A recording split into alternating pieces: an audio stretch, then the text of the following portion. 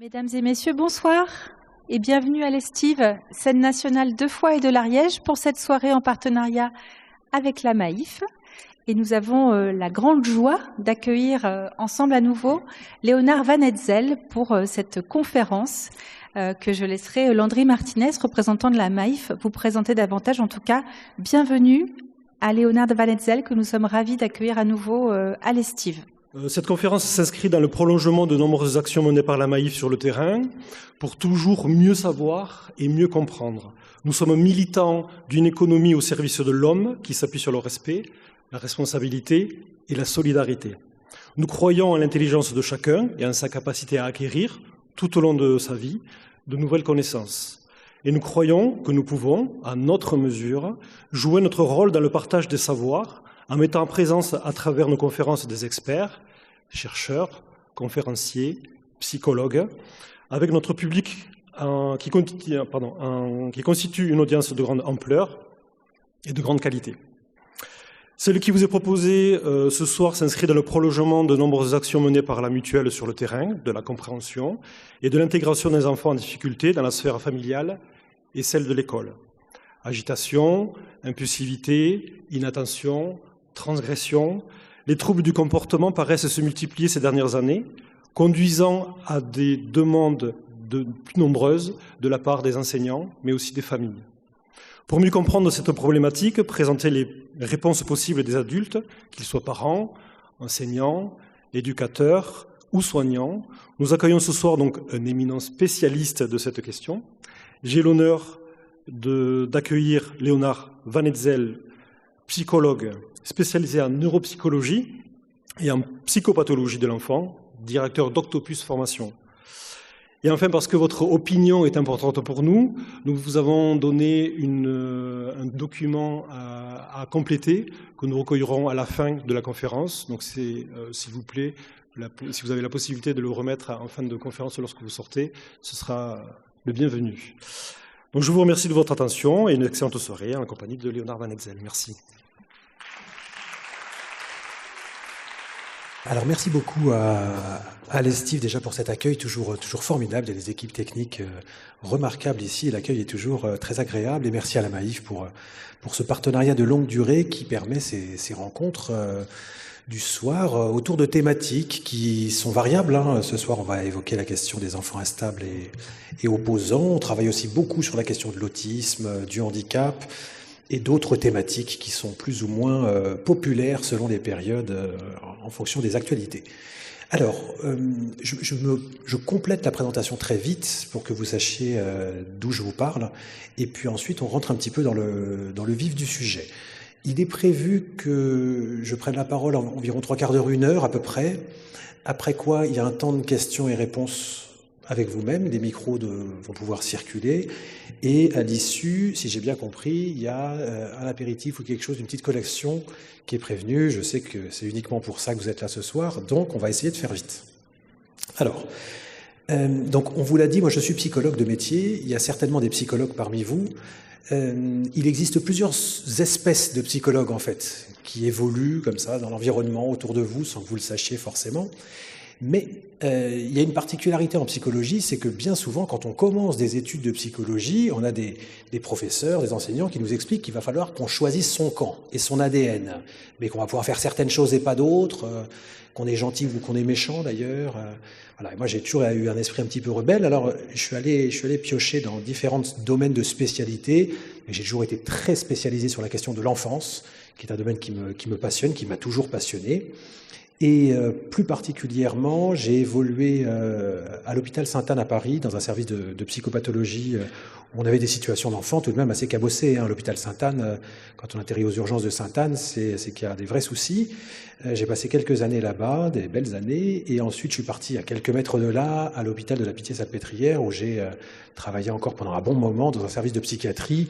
Là, c'était plus un service difficile, c'était un service de situation extrême. Vous voyez, j'évoquerai peut-être les situations très pratiques et concrètes de certains enfants, mais c'est le type de service dans lesquels il faut travailler uniquement si on a vraiment les tripes très bien accrochées, quoi. Donc, la question des problématiques de comportement, j'ai appris à apprécier ça malgré la souffrance que ça génère, parce qu'il y a un intérêt, surtout dans le positionnement des actions à proposer et la lecture souvent complexe qu'il y a à faire de ce type de situation. Et puis, j'ai toujours évolué en pratique libérale, à la fois à Paris, et maintenant je travaille plus que à Pau. Vous voyez, je suis pas très loin d'ici, je suis à 2 heures à peu près.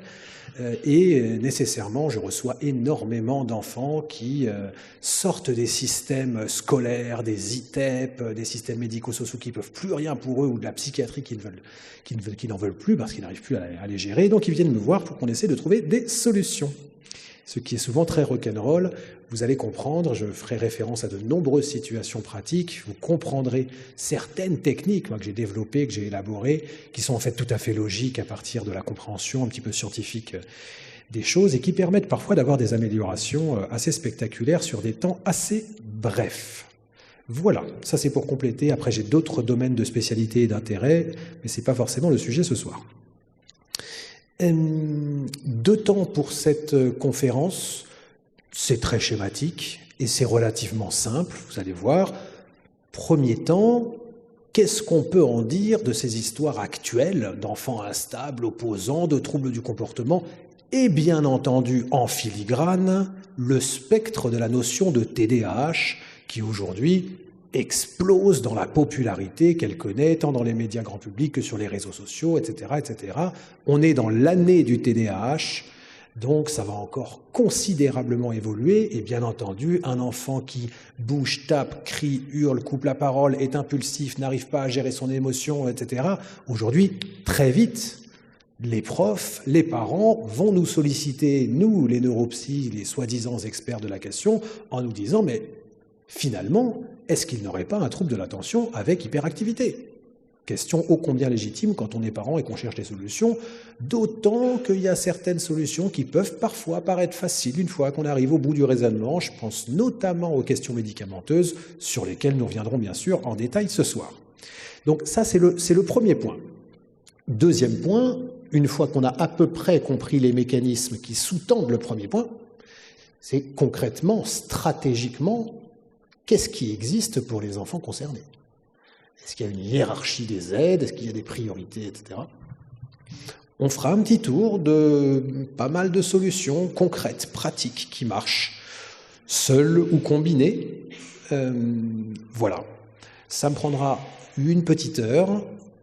On pourrait parler de cette thématique pendant des jours entiers, donc ça va nécessairement demander un effort de synthèse. Et au bout de ce moment, vous prenez la parole et vous me faites part des remarques qu'on n'aurait pas abordées, des questions qui resteraient en suspens. Et dans la mesure du possible, on essaye d'y répondre. Alors, tout va bien pour la technique, les images ? C'est bon ? Super. Parce qu'en plus de ça, on est filmé. C'est ce qu'on ne nous avait pas dit avant d'arriver. On découvre le complot en arrivant. Premier élément, qui est un élément absolument fondamental, c'est le contexte. Nous sommes à une période où nous sommes au carrefour de plusieurs phénomènes qu'il faut prendre en compte pour comprendre cette question, parfois isolée, d'un enfant qui va présenter telle manifestation comportementale problématique ou autre. Et c'est le contexte. Et ce contexte, il est à la fois passionnant, il est très concret, et en même temps, il est très complexe. Vous avez peut-être entendu dire que le domaine de la santé mentale dans la période Covid, post-Covid, a connu une explosion en termes de demande d'aide, etc. Alors c'est vrai, consécutif aux périodes de confinement et à tous ces moments qui ont été très anxiogènes, voire traumatiques pour beaucoup, nous avons connu une explosion. Dans certains services pour adolescents, il y a eu une augmentation de 1000% pour les tentatives de suicide, ce qui est absolument spectaculaire. Ce qui est encore plus spectaculaire, c'est que depuis, en fait, ces chiffres sont stables. C'est-à-dire qu'on n'a pas de retour, en quelque sorte, à la normale. Donc on est sur une période d'extrême sensibilité par rapport à la santé mentale. Vous avez peut-être entendu dire que la question de la santé mentale était envisagée comme grande cause nationale. C'est évidemment une nécessité, sans oublier les enfants et les adolescents, bien entendu. Donc ça, c'est le premier point. Le deuxième point, c'est un phénomène auquel nous sommes à peu près tous confrontés dès lors qu'on s'attache à la question de la parentalité, c'est une guerre sans merci et sans précédent parmi les théoriciens de la parentalité. Si vous avez été un petit peu connecté aux actualités, vous avez entendu dire que non, il n'y a que la parentalité positive bienveillante qui est praticable. Et puis vous tournez la page du magazine et vous voyez qu'en fait non, faux, erreur. Il n'y a qu'une chose qui compte, c'est l'autorité, les méthodes à l'ancienne et revenir à ce que prône Caroline Goldman. Et entre les deux, il y a assez peu de combattants, hein. C'est des tranchées qui sont bien délimitées. Et c'est un élément absolument inédit. Nos grands-parents n'avaient absolument pas à s'interroger sur la question: est-ce que je fais de la parentalité positive bienveillante? Est-ce que je fais autre chose? Quel livre j'achète pour conduire ma parentalité? Est-ce que finalement je suis un bon parent? Est-ce que je suis suffisamment à l'écoute de mon enfant, etc. Et ces éléments-là basculent nécessairement dans la question des limites, des autorisés, des interdits, de ce qu'on peut faire, ne pas faire, de qu'est-ce qu'on va chercher en tant qu'enfant, j'entends bien entendu, et qui peut conduire au déclenchement de situations d'instabilité. Vous aurez compris que, pour l'instant, je ne vais pas plaider en faveur d'une école ou d'une autre, je fais juste part d'un phénomène qui est que nous sommes dans une période où la parentalité est particulièrement troublée. Et on le voit dans les consultations, les parents viennent désarmés par rapport à leur propre rôle de parents, ce qui engendre évidemment des complications internes vis-à-vis du couple, voire vis-à-vis de la fratrie, voire de la fratrie élargie, et tout ça connaît des répercussions en pagaille qui contribuent bien entendu à la dynamique de problématiques délétères. Voilà. Et puis on a d'autres éléments de questionnement qui sont très propres à notre époque. Je pense notamment à la question des écrans aussi, hein, la question à la fois des contenus auxquels on a accès, la question de l'exposition simple aux écrans. Est-ce que l'exposition aux écrans peut favoriser l'émergence de comportements de crise? Combien de parents nous disent « mais c'est extrêmement compliqué de réguler la question des écrans » parce qu'une fois qu'il est face à un écran et qu'il faut l'en sortir, c'est tout de suite des crises, etc. C'est une autre partie du phénomène. Et puis, il y a une dernière partie que j'aimerais tout de même évoquer, c'est l'hyper-administrativation des enfants qui sortent des clous. C'est pas très drôle, mais... C'est-à-dire que depuis quelques années, on assiste à une augmentation exponentielle des demandes de bilan pour des diagnostics, pour des dossiers MDPH, pour des mesures de PAP, de PAI, de PPRE, de trucs et de machin. Et on n'en a jamais eu autant. Alors, moi, je fais partie de ceux qui ont accompagné la loi de 2005 dans les pratiques. Donc, j'ai travaillé sur tous les éléments post-loi de 2005, et effectivement, on a pu voir une augmentation très spectaculaire. Si on évoque uniquement les situations de handicap, depuis 10 ans, on est à plus 356%. Ce qui ne veut pas dire qu'elles n'étaient pas légitimes. Ce qui veut dire qu'on va avoir recours de plus en plus à des systèmes de compte-rendu, d'officialisation, de diagnostic, etc. Et bien entendu, la thématique qui nous intéresse ce soir n'échappe pas au phénomène. Voilà, donc un contexte potentiel dans lequel on se retrouve aujourd'hui, dont il faut tenir compte pour bien comprendre sociologiquement de quoi il s'agit. Et alors, à l'échelle individuelle, qu'est-ce que ça donne ? J'ai choisi une situation à évoquer avec vous parce qu'elle me semble très emblématique de nombreux enjeux que rencontrent les enfants, les familles, les enseignants concernés, mais je pourrais vous en raconter plein d'autres. Celle-ci concerne un enfant de 6 ans, que j'appellerai Joseph, et qui évolue dans un établissement scolaire privé dans le nord de Paris. C'est une famille juive très religieuse, et donc ils évoluent dans un établissement, pour ceux qui connaissent un petit peu le nord de Paris, le 19e arrondissement, c'est des gros foyers de population hébraïque, et donc il y a plusieurs écoles juives, non mixtes bien entendu. Il me consulte très régulièrement pour des gamins, et donc là je reçois un appel de la directrice qui me livre l'histoire suivante. Elle me dit qu'elle a une classe de CP qui est exclusivement composée de garçons. Jusque-là, pas trop de quoi s'inquiéter. Et le deuxième jour, après la rentrée de CP, il y a l'enseignante, qu'on appelle donc la Mora en hébreu, ça dit la Mora, qui est en train d'écrire la date au tableau et qui entend derrière elle un enfant qui l'interpelle en criant « Mora !» Elle se retourne et elle voit un petit bonhomme de 6 ans, Joseph, qui est debout sur son pupitre, qui la pointe du doigt devant tous les autres élèves. Alors, excusez mon langage, mais je suis obligé de vous retranscrire ce qu'il a dit. Et qui lui dit « Mora, je te fais chier, hein ? Bah ça fait commencer, t'as compris ?» Et on est le deuxième jour après la rentrée. Donc la Mora, naturellement, se dit « Je ne peux pas laisser passer ça », elle décide de sévir et elle envoie Joseph au coin. Bon. Et Joseph se plie à la punition et il va au coin. Quand vous connaissez Joseph, vous savez que c'est parce qu'il avait une idée derrière la tête. Sinon, il n'y serait pas allé. C'est un enfant dur comme du bois, vraiment. Et il va au coin. Pourquoi va-t-il au coin ? Il urine au coin. Les autres enfants s'en rendent compte, donc lui, il pousse la provocation à son maximum. Les enfants s'en rendent compte, commencent à faire du chahut, etc. Donc la Mora se dit qu'elle va mettre un terme à cette histoire et elle envoie Joseph chez le CPE, le surveillant principal, qui a un grand chapeau, qui met 1,90 m, qui est super costaud. On n'a pas trop envie de l'embêter. Ce qui n'est pas le cas de Joseph. Car Joseph, sachant qu'il doit aller chez le CPE, enquille le couloir, se met à courir et enfonce la porte du CPE et il fait 2 doigts d'honneur en rentrant. Bien. Ça, c'est le déroulé des faits à T0 de la directrice, qui me dit donc, est-ce qu'on peut organiser une réunion de crise ? Avec les parents, bien sûr. Et là, on a le premier élément de prévention qui pourra peut-être servir à certains, c'est que dans ce type de situation, on est malgré nous basculé dans la tendance à l'impulsivité négative. Le premier réflexe de l'enseignante, c'est de se dire « je vais faire une réunion d'urgence avec les parents ». D'accord, prenons cette hypothèse. Que se passe-t-il si elle fait une réunion d'urgence avec les parents ?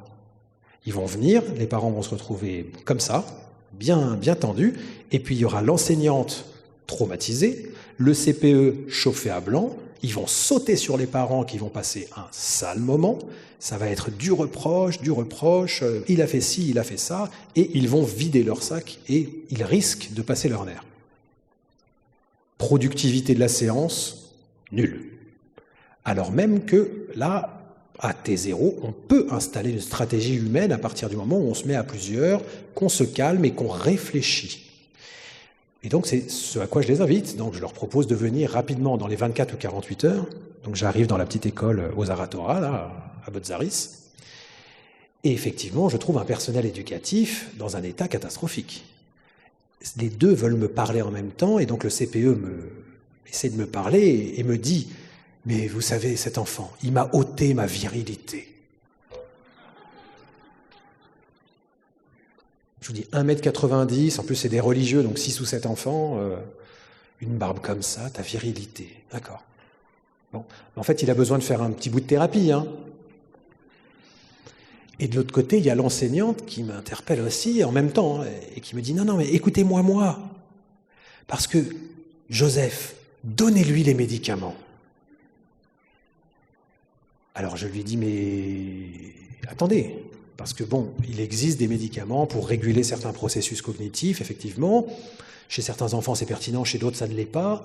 Pour l'instant, rien ne nous dit que cet enfant a un problème chimique dans le cerveau dont il faut rétablir l'équilibre en proposant des psychostimulants. » Ce à quoi la Mora me répond « Si, docteur. » Alors, je ne suis pas médecin, mais à ce moment-là, vous savez, les gens n'entendent plus. Elle me dit « Si, docteur, donnez-lui le médicament. Parce que figurez-vous que ça a très bien marché avec mon fils. Et si vous saviez comme Joseph me fait penser à mon fils ?» Et là, vous avez une phrase qui est très importante. Est-ce qu'il y a parmi vous des enseignants ? Vous pouvez lever la main, les enseignants ? Donc vous êtes relativement nombreux. Je pense pouvoir parier sans difficulté que tous les élèves ne vous font pas penser à vos propres gamins.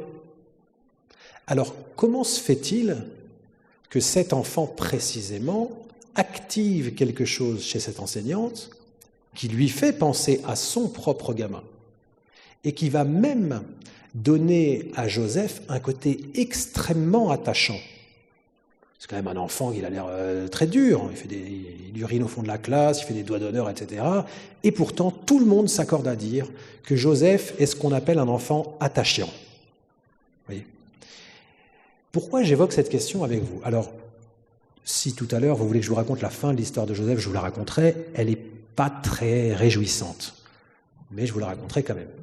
Dans l'immédiat, c'est uniquement pour camper le propos ce soir que je vous propose un point qui nous apprend énormément d'éléments. Premier élément, que je trouve absolument fondamental, face à ce type de situation, la première chose, c'est de ne surtout pas se dépêcher.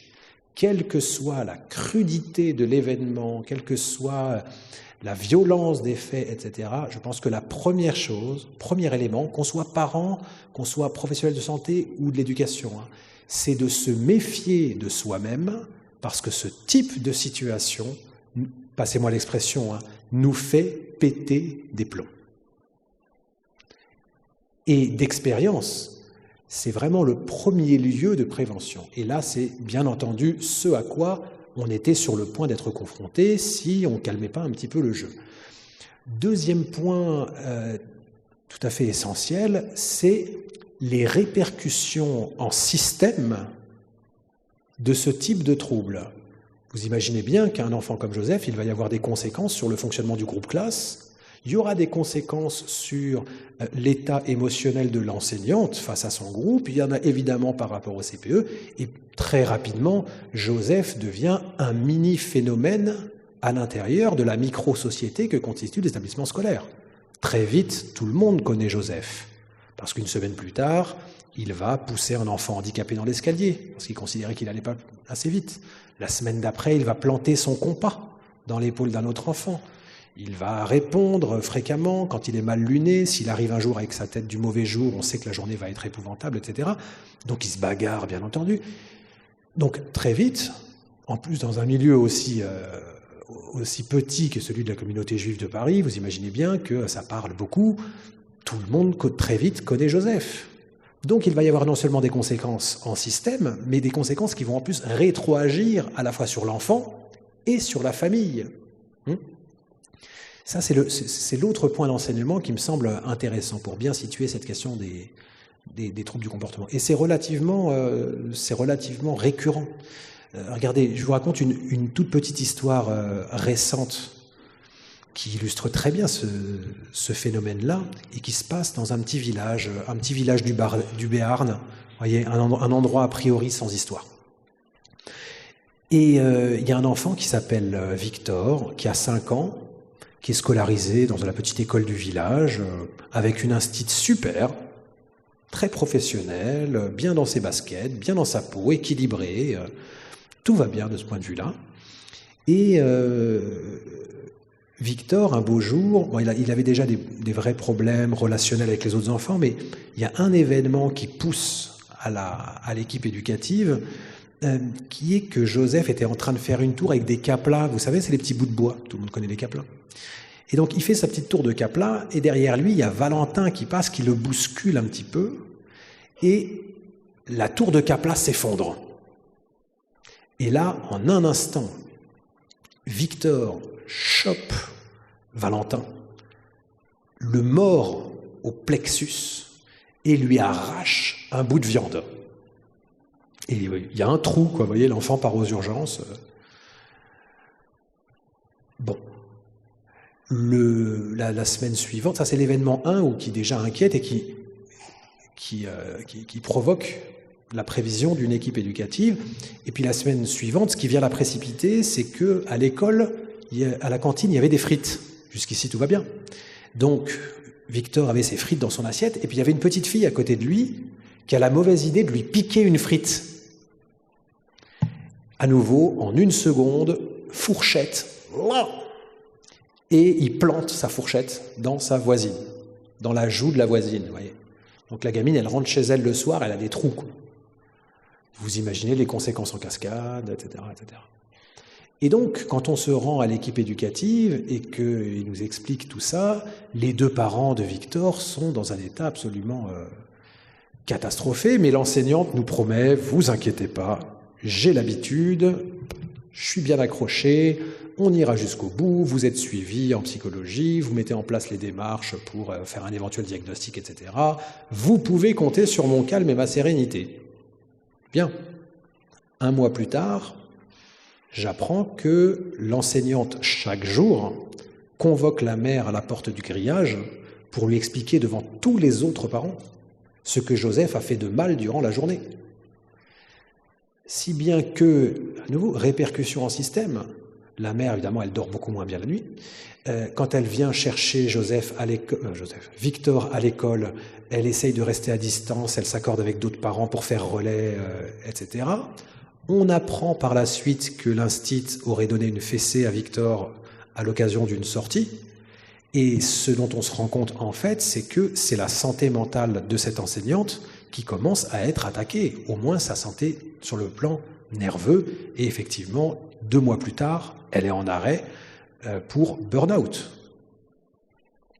Elle avait présenté plusieurs signes d'alerte. Et donc, tout ça pour vous dire que, même avec une enseignante qui avait toutes les qualités humaines et qui en plus avait l'air préparée à affronter la situation, elle ne s'est peut-être pas suffisamment méfiée, entre guillemets, d'elle-même ou écouté certains signes qui ont fait glisser la situation, à la fois sa situation propre, mais aussi celle de l'enfant et bien entendu celle de la famille. C'est une histoire qui finit mieux que celle de Joseph. À nouveau, si vous voulez la fin, vous n'aurez qu'à me demander. Mais c'est un point qui est important. À nouveau, pour notre ami Victor, il y a une question qui a été posée et qui est récurrente aujourd'hui, c'est la question de la médicamentation. Et là se pose une question de fond, et je pense que votre région n'est pas épargnée par cette question-là, c'est qu'on a une explosion des prescriptions de psychostimulants, à savoir particulièrement de méthylphénidate. Alors, y a-t-il pour autant une épidémie de troubles neurologiques chez l'enfant qui justifie cela, ou alors peut-être qu'on était en hypoprescription par le passé et que ça ne le justifiait pas. Un tout petit point par rapport à cette question-là, pour ramifier la question de l'enfant instable et opposant aux difficultés de comportement et à une notion dont vous réentendrez nécessairement parler, qui est la notion de trouble déficit de l'attention avec ou sans hyperactivité. Et quel est le lien avec toutes ces histoires de médicamentation ? Vous allez comprendre que le lien, il est intéressant. Il est très intéressant. Ce monsieur, certains d'entre vous le connaissent parce que vous avez fait des études de neuropsychologie ou d'orthophonie ou de psychomotricité. Il s'appelle Phineas Gage. C'est un ouvrier modèle qui travaille sur un chemin de fer. Nous sommes le 13 septembre 1848, précisément, donc au XIXe siècle. On sait assez peu de choses à l'époque sur le fonctionnement du cerveau et l'accident de Phineas Gage va nous apprendre des informations passionnantes et décisives. Parce qu'il construit des explosifs avec sa baramine, et la baramine lui transperce le cortex orbitofrontal quand l'explosif détonne par accident. Bien heureusement, Phineas Gage ne meurt pas, mais il a un trou dans la cavité proéminente qui se situe au-dessus de vos yeux, c'est-à-dire le cortex orbitofrontal. Il ne meurt pas et on le réhabilite au travail, dans la société, etc. Et là, tout le monde s'accorde à dire que Phineas Gage n'est plus Phineas Gage, il a changé de personnalité. C'est très intéressant. Il a changé de personnalité. C'était un homme courtois, il est devenu irascible, désagréable, pathologiquement inattentif. Un papillon passe, il n'y a plus personne, il ne mémorise plus certaines informations, il perd son travail en permanence, il n'arrive plus à planifier. Pire que ça, il laisse libre cours à ses pulsions émotionnelles vis-à-vis de la gente féminine de manière pas du tout adaptée. Ça n'est plus le même homme, dit-on. Eh bien, peut-être qu'en fait, si. Peut-être qu'en fait, c'est bien le même homme. Mais peut-être qu'avant, il avait une partie de cerveau qui lui permettait de ne pas être, de ne pas laisser percevoir cette personnalité-là. Qu'est-ce qu'on est en train de découvrir? On est en train de découvrir, que le cerveau de l'adulte est modularisé, c'est-à-dire que nous avons des parties du cerveau qui sont spécialisées dans le traitement de certaines informations, et que s'il y a une lésion sur une telle ou telle partie du cerveau, il peut y avoir un déficit des processus associés à cette zone. Même une découverte intéressante. La deuxième découverte, qui est encore plus intéressante, concerne les facultés exceptionnelles des cerveaux humains. Parce que, voyez-vous, nous sommes la seule espèce dans le monde animal à disposer de cette partie cérébrale que nous avons au-dessus des yeux et dont vous allez comprendre l'utilité et le rôle dans la régulation, notamment des émotions et des comportements. Alors, peut-être que certains connaissent déjà cette expérience. Si vous la connaissez déjà, gardez la solution pour vous. Pour tous les autres qui ne la connaissent pas, vous allez devoir résoudre une enquête.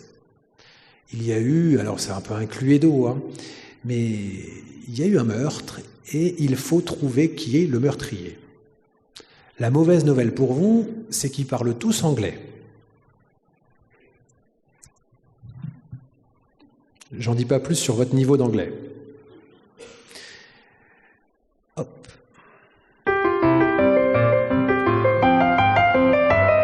Clearly, somebody in this room murdered Lord Smythe, who, at precisely 3:34 this afternoon, was brutally bludgeoned to death with a blunt instrument. I want each of you to tell me your whereabouts at precisely the time that this dastardly deed took place.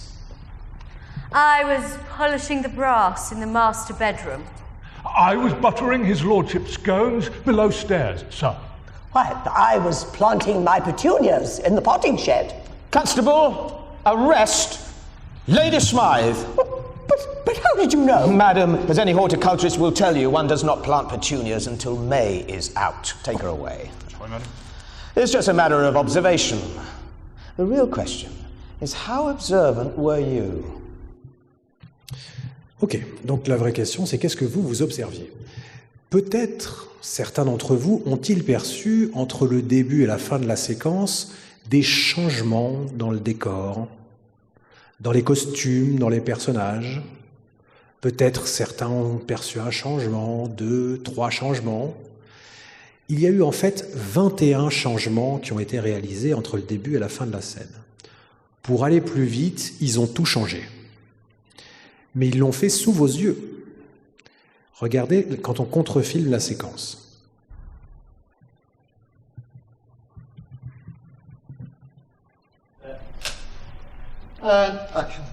Clearly, somebody in this room murdered Lord Smythe, who, at precisely 3:34 this afternoon, was brutally bludgeoned to death with a blunt instrument.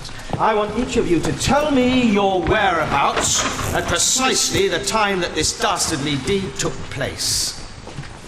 I was polishing the brass in the master bedroom. I was buttering his lordship's scones below stairs, sir.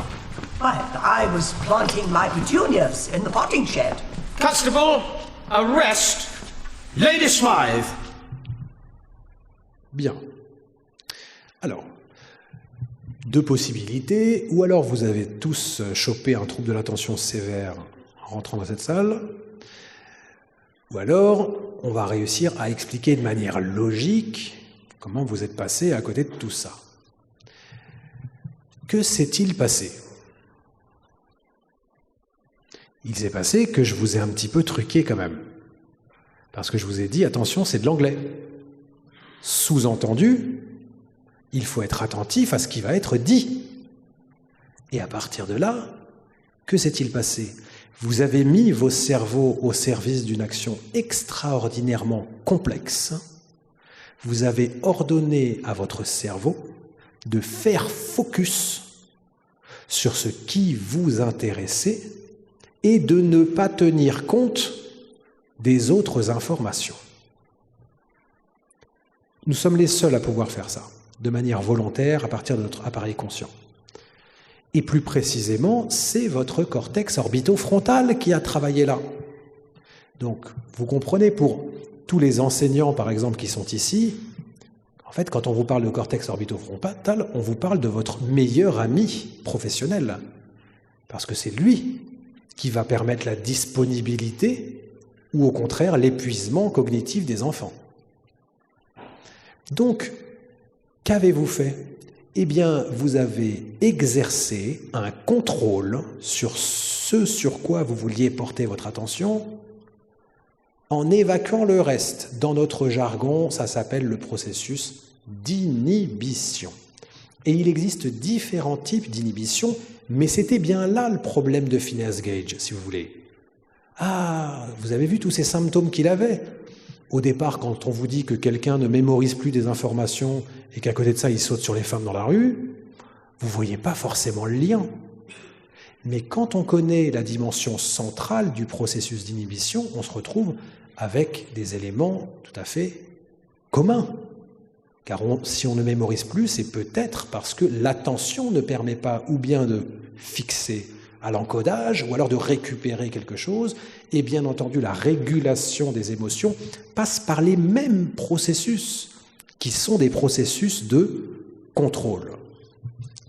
La preuve par l'exemple, c'est si là tout de suite, la Maïf distribuait une bouteille de whisky par personne, et qu'on vous disait, allez hop, chacun va boire sa bouteille de whisky d'un seul coup. Bon, eh bien, nous attendrions quelques minutes et puis assez rapidement, eh bien, le whisky attaquerait le système dont je vous parle là et progressivement, on verrait certains qui deviendraient un peu désinhibés, qui auraient de plus en plus de mal à être attentifs, qui n'arriveraient plus à planifier certaines choses, etc. C'est tout simplement le contrôle inhibiteur qui est attaqué en premier lieu par l'alcool. Alors, pourquoi est-ce que je vous dis ça? Parce que ça devient très intéressant quand on nous parle d'enfants qui, à la fois, sont impulsifs, coupent la parole, font des crises pas possibles, vont taper un autre enfant, mais peut-être que c'est juste de l'impulsivité, et finalement, de manière assez générale, n'arrivent plus à réguler. Et une hypothèse possible pour expliquer cela, c'est qu'effectivement, du point de vue du développement de leur cortex orbitofrontal, eh bien, ça ne marche pas exactement bien comme avec les autres. Ou plus précisément, il y a peut-être certains neurones qui ne font pas le travail qu'ils sont censés faire, indépendamment potentiellement de la volonté du gamin sur le moment. Je m'explique. Les neurones fonctionnent comme des fils électriques. Et puis entre deux neurones, il y a ce qu'on appelle des synapses, c'est-à-dire des formes de boules, et les synapses sont chargées de libérer des messagers chimiques qu'on appelle encore des neurotransmetteurs, et particulièrement en ce qui concerne le cortex orbitofrontal et les mécanismes de régulation, deux neurotransmetteurs qui sont la dopamine et la noradrénaline. Mais ce n'est pas très important. Et ce qu'on suppose, avec des niveaux de preuve scientifiques assez forts, c'est qu'il existe certains individus dans la population générale pour qui ces neurotransmetteurs ne sont pas suffisamment recapturés par la synapse suivante. Il y a un déficit dans la recapture de certains neurotransmetteurs et donc ça peut venir expliquer un certain nombre de symptômes en cascade. Donc vous l'aurez compris que pour ce type de personnes, l'hypothèse, c'est une hypothèse d'un déséquilibre chimique. Et donc, potentiellement, quand les enjeux familiaux, etc., le justifient, la réponse à ce type de déséquilibre peut être une réponse potentiellement chimique. Un exemple. Je suis amené à rencontrer une fille. Pour une fois, c'est une fille, ça va faire du bien à tout le monde. Je suis amené à rencontrer une fille de 8 ans qui présente des difficultés de comportement très importantes pour lesquelles les parents se disent qu'ils ont dû louper quelque chose dans la petite enfance de la petite, parce qu'elle est vraiment très très compliquée à gérer. Quand vous l'avez dans votre bureau de 15 mètres carrés, c'est une enfant qui sature totalement l'espace, qui sature aussi l'espace sonore comme l'espace physique, qui bouge en permanence, qui coupe la parole, qui crie, qui hurle, qui se met à pleurer, qui se met ensuite à rigoler. extrêmement compliqué, mais vraiment avec un niveau d'hyperactivité qui est très spectaculaire, qu'on rencontre assez peu chez les petites filles, plus chez les garçons, pour des tas de raisons. Et dans un premier temps, on écoute les parents qui vous disent, vous savez, quand elle était petite, nous, on vivait expatriés en Arabie Saoudite, et alors on vivait dans la terreur, parce qu'on a déjà essayé d'enlever cet enfant, une petite blonde aux yeux bleus, à l'époque en Arabie Saoudite, ça valait très cher. On a essayé de nous l'acheter, on vivait reclus, bref, on vivait dans l'anxiété, et c'est à cause de cette anxiété que maintenant on est comme ça. Et donc, cette maman a la culpabilité chevillée au corps, et elle se dénonce comme étant la cause première des problèmes de l'enfant. Bon, on va voir. Et dans un premier temps, on va mettre en place un certain nombre de techniques comportementales pour essayer de faire en sorte qu'elle apprenne à mieux se réguler, à faire certaines choses, à ne pas en faire d'autres, etc. Puis on va se donner un petit temps d'observation. 4 mois plus tard arrive le premier confinement. Vous vous souvenez, cette période qui était formidable pour tout le monde pendant une semaine à peu près. Et puis ensuite, sont venues les angoisses, les craintes, les attentes, etc. Et chez une enfant comme Clémentine, il s'est passé quelque chose de terrible, c'est que là, il n'y avait plus l'école pour servir de soupape nerveuse à l'environnement familial. Ils étaient H24 avec Clémentine, mais terrible, hein, c'est une enfant qui dort 4 heures, qui va faire du vélo la nuit autour de sa maison pour s'occuper, et qui est très surprenante dans ses modalités de réaction. J'apprends quelques jours plus tard que le père est parti de la maison, en fait, qu'il ne supportait tellement plus l'usure qu'engendrait Clémentine qu'il est parti. Le frère, le grand frère qui est autiste, lui vit dans sa chambre avec un casque anti-bruit, donc on ne le voit plus. Et c'est la maman qui se retrouve seule avec Clémentine tout le temps, jusqu'au jour où elle m'appelle en larmes en me disant « il faut qu'on fasse quelque chose de toute urgence, parce qu'hier, j'ai failli la noyer. » Ils ont une piscine. Et en l'occurrence, et ce ne sont pas des mots en l'air. Vous voyez, ce n'est pas l'expression j'ai envie de le jeter par la fenêtre, qu'on a à peu près tous toujours entendu. Non, non. Là, on est à la frontière avec l'infanticide. Si vous suivez un petit peu les faits divers, vous savez que ce n'est pas rare d'avoir des parents qui passent à l'acte face à des détresses épouvantables et qui se foutent en l'air après, quoi. Donc, on est potentiellement face à une situation très problématique, et donc je vais recevoir cette maman qui est dans un état catastrophique. Et puis là, on va passer à autre chose, en fait. C'est bien beau, hein, les petites interventions comportementales, mais là, ça ne suffit pas. Là, on est face à une situation avec des enjeux vitaux pour pas mal de monde dans cette famille. Donc, on va clairement envisager une hypothèse chimique pour cet enfant, avec l'idée que, jusqu'à présent, on se donnait un temps d'observation, mais que l'hypothèse forte, c'est que les troubles du comportement soient en fait liés à un problème de régulation de la dopamine dans le cortex orbitofrontal de l'enfant. Consultation en urgence en pédopsychiatrie. Sous 15 jours, elle reçoit sa prescription de méthylphénidate. Et il y a ce moment qui a été vraiment un moment de bascule dans la vie de cette famille, où l'enfant est amené à commencer son traitement médicamenteux. 24 heures plus tard, la mère me téléphone. Cette fois-ci, c'était en larmes de soulagement, en me disant « c'est le jour et la nuit, je ne connaissais pas ma fille. Je suis en train de rencontrer la véritable personnalité de ma fille, maintenant qu'il y a une forme d'équilibre qui semble se mettre en place. » Et ça a été... alors après, attention, il y a eu une évolution dans la réussite, dans l'accoutumance aux médicaments, tout ça est assez technique, mais dans un premier temps, ça a été le jour et la nuit, et par la suite, c'est une enfant qui a pu nouer des relations sociales avec les autres, alors que ça n'était absolument pas le cas. C'était une enfant très isolée, qui commençait à très mal le vivre, nouer des relations avec son frère, avec qui c'était pas le cas, avec ses parents, pouvoir conduire des récits, et bien entendu, rentrer dans des apprentissages auxquels elle n'avait pas accès, tant son inattention était importante. C'est une enfant qui a suivi un traitement médicamenteux à peu près jusqu'à la prépuberté, et par la suite, comme pour un tiers des enfants concernés, elle n'a plus eu aucun symptôme indépendamment de tout médicament. Il Il faut savoir que chez ce type d'enfants, il y a un tiers environ des enfants concernés qui arrivent à la prépuberté, puberté, et qui voient une disparition quasi totale de tous les symptômes, sans forcément qu'on puisse donner d'explications scientifiques, même si on suppose, bien entendu, des réaménagements hormonaux en lien avec la maturation cérébrale, avec la puberté. Donc c'est une histoire qui se termine plutôt, qui se poursuit et qui se termine plutôt très bien. Aujourd'hui, elle ne fait plus l'objet d'aucun suivi. Mais pour illustrer cette question à la fois de la chimie dans cette problématique qui nous interpelle ce soir et de la prescription médicamenteuse, oui, bien sûr qu'il y a certains enfants qu'on a sauvés avec ce type de prescription.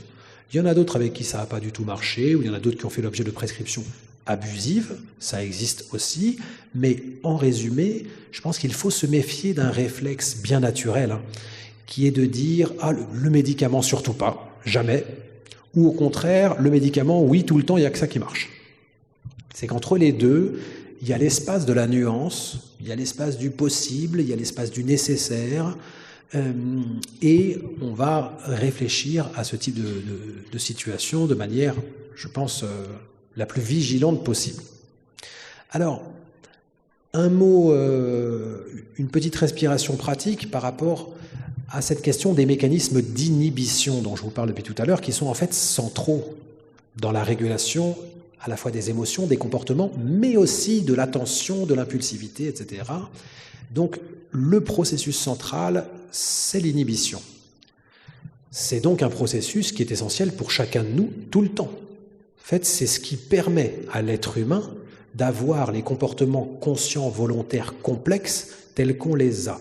Si vous êtes capable de prendre votre voiture ce soir pour rentrer chez vous sans avoir trop d'accidents, merci la Maïf, eh bien, c'est parce que vous allez mettre en œuvre vos mécanismes d'inhibition qui font que vous allez faire focus sur ce qui vous intéresse en termes de vigilance et que vous allez ignorer là où vous n'avez pas apporté votre attention. Alors je sais, après il y a l'attention divisée, il y a plein d'éléments qui s'accompagnent, mais typiquement, si vous devez faire 200 km avec les enfants à l'arrière en train de vous demander « Maman, quand on arrive, maman, quand on arrive, maman, quand on arrive », là, votre cortex orbitofrontal, il est au taquet. Et si vous arrivez d'ailleurs, vous allez ressentir potentiellement une fatigue qui sera plus importante que si vous n'aviez pas les enfants en arrière. Vous connaissez le coup de 2 heures de voiture, 1 heure de pause. C'est exactement pour ça, c'est parce que notre cortex orbitofrontal fonctionne comme un muscle et il va avoir ses niveaux de disponibilité et ses niveaux d'usure. Voyez ? J'avais encore au téléphone, en venant ici, une enseignante qui fait tout son possible pour un garçon qui a d'énormes problèmes en lien avec un trouble de l'attention spectaculaire. Et la stratégie qu'on va utiliser a priori en partenariat évidemment avec la famille, ça va être de mettre le paquet sur le temps de scolarisation du matin. La famille refuse totalement toute médicamentation, ce qui est tout à fait leur droit. Ça va être de mettre le paquet sur les exigences par rapport à l'enfant, sur les comportements du matin, tout simplement pour des raisons de logique, de disponibilité de son cortex orbitofrontal. Parce que très honnêtement, connaissant l'enfant, passé 13 heures, il est cramé du bulbe, ça va être très compliqué d'en tirer quoi que ce soit. Et c'est vraiment ce qu'il en est. C'est le principe d'un muscle qui serait porté à saturation. Vous pouvez toujours demander à un marathonien qui a des crampes de continuer, ça ne sert à rien. C'est là toute une des subtilités, je pense, dans le métier d'enseignant. C'est une fois qu'on a compris ces éléments-là, c'est de savoir jusqu'où on peut aller dans ce qu'on demande à un enfant en termes de disponibilité cérébrale et à quel moment, en fait, est-ce qu'on est en train de se battre contre un moulin à vent parce que de toute façon, là, le cortex exécutif n'est tout simplement plus disponible. Pour tous ceux que ça intéresse d'approfondir, notamment en termes d'accompagnement et de stimulation, premièrement, plus tôt on met le paquet sur les mécanismes d'inhibition, plus la plasticité cérébrale des enfants permettra la prévention de difficultés et permettra chez un enfant plus grand d'avoir d'excellentes capacités à la fois attentionnelles, de concentration, de planification, de mémorisation, etc.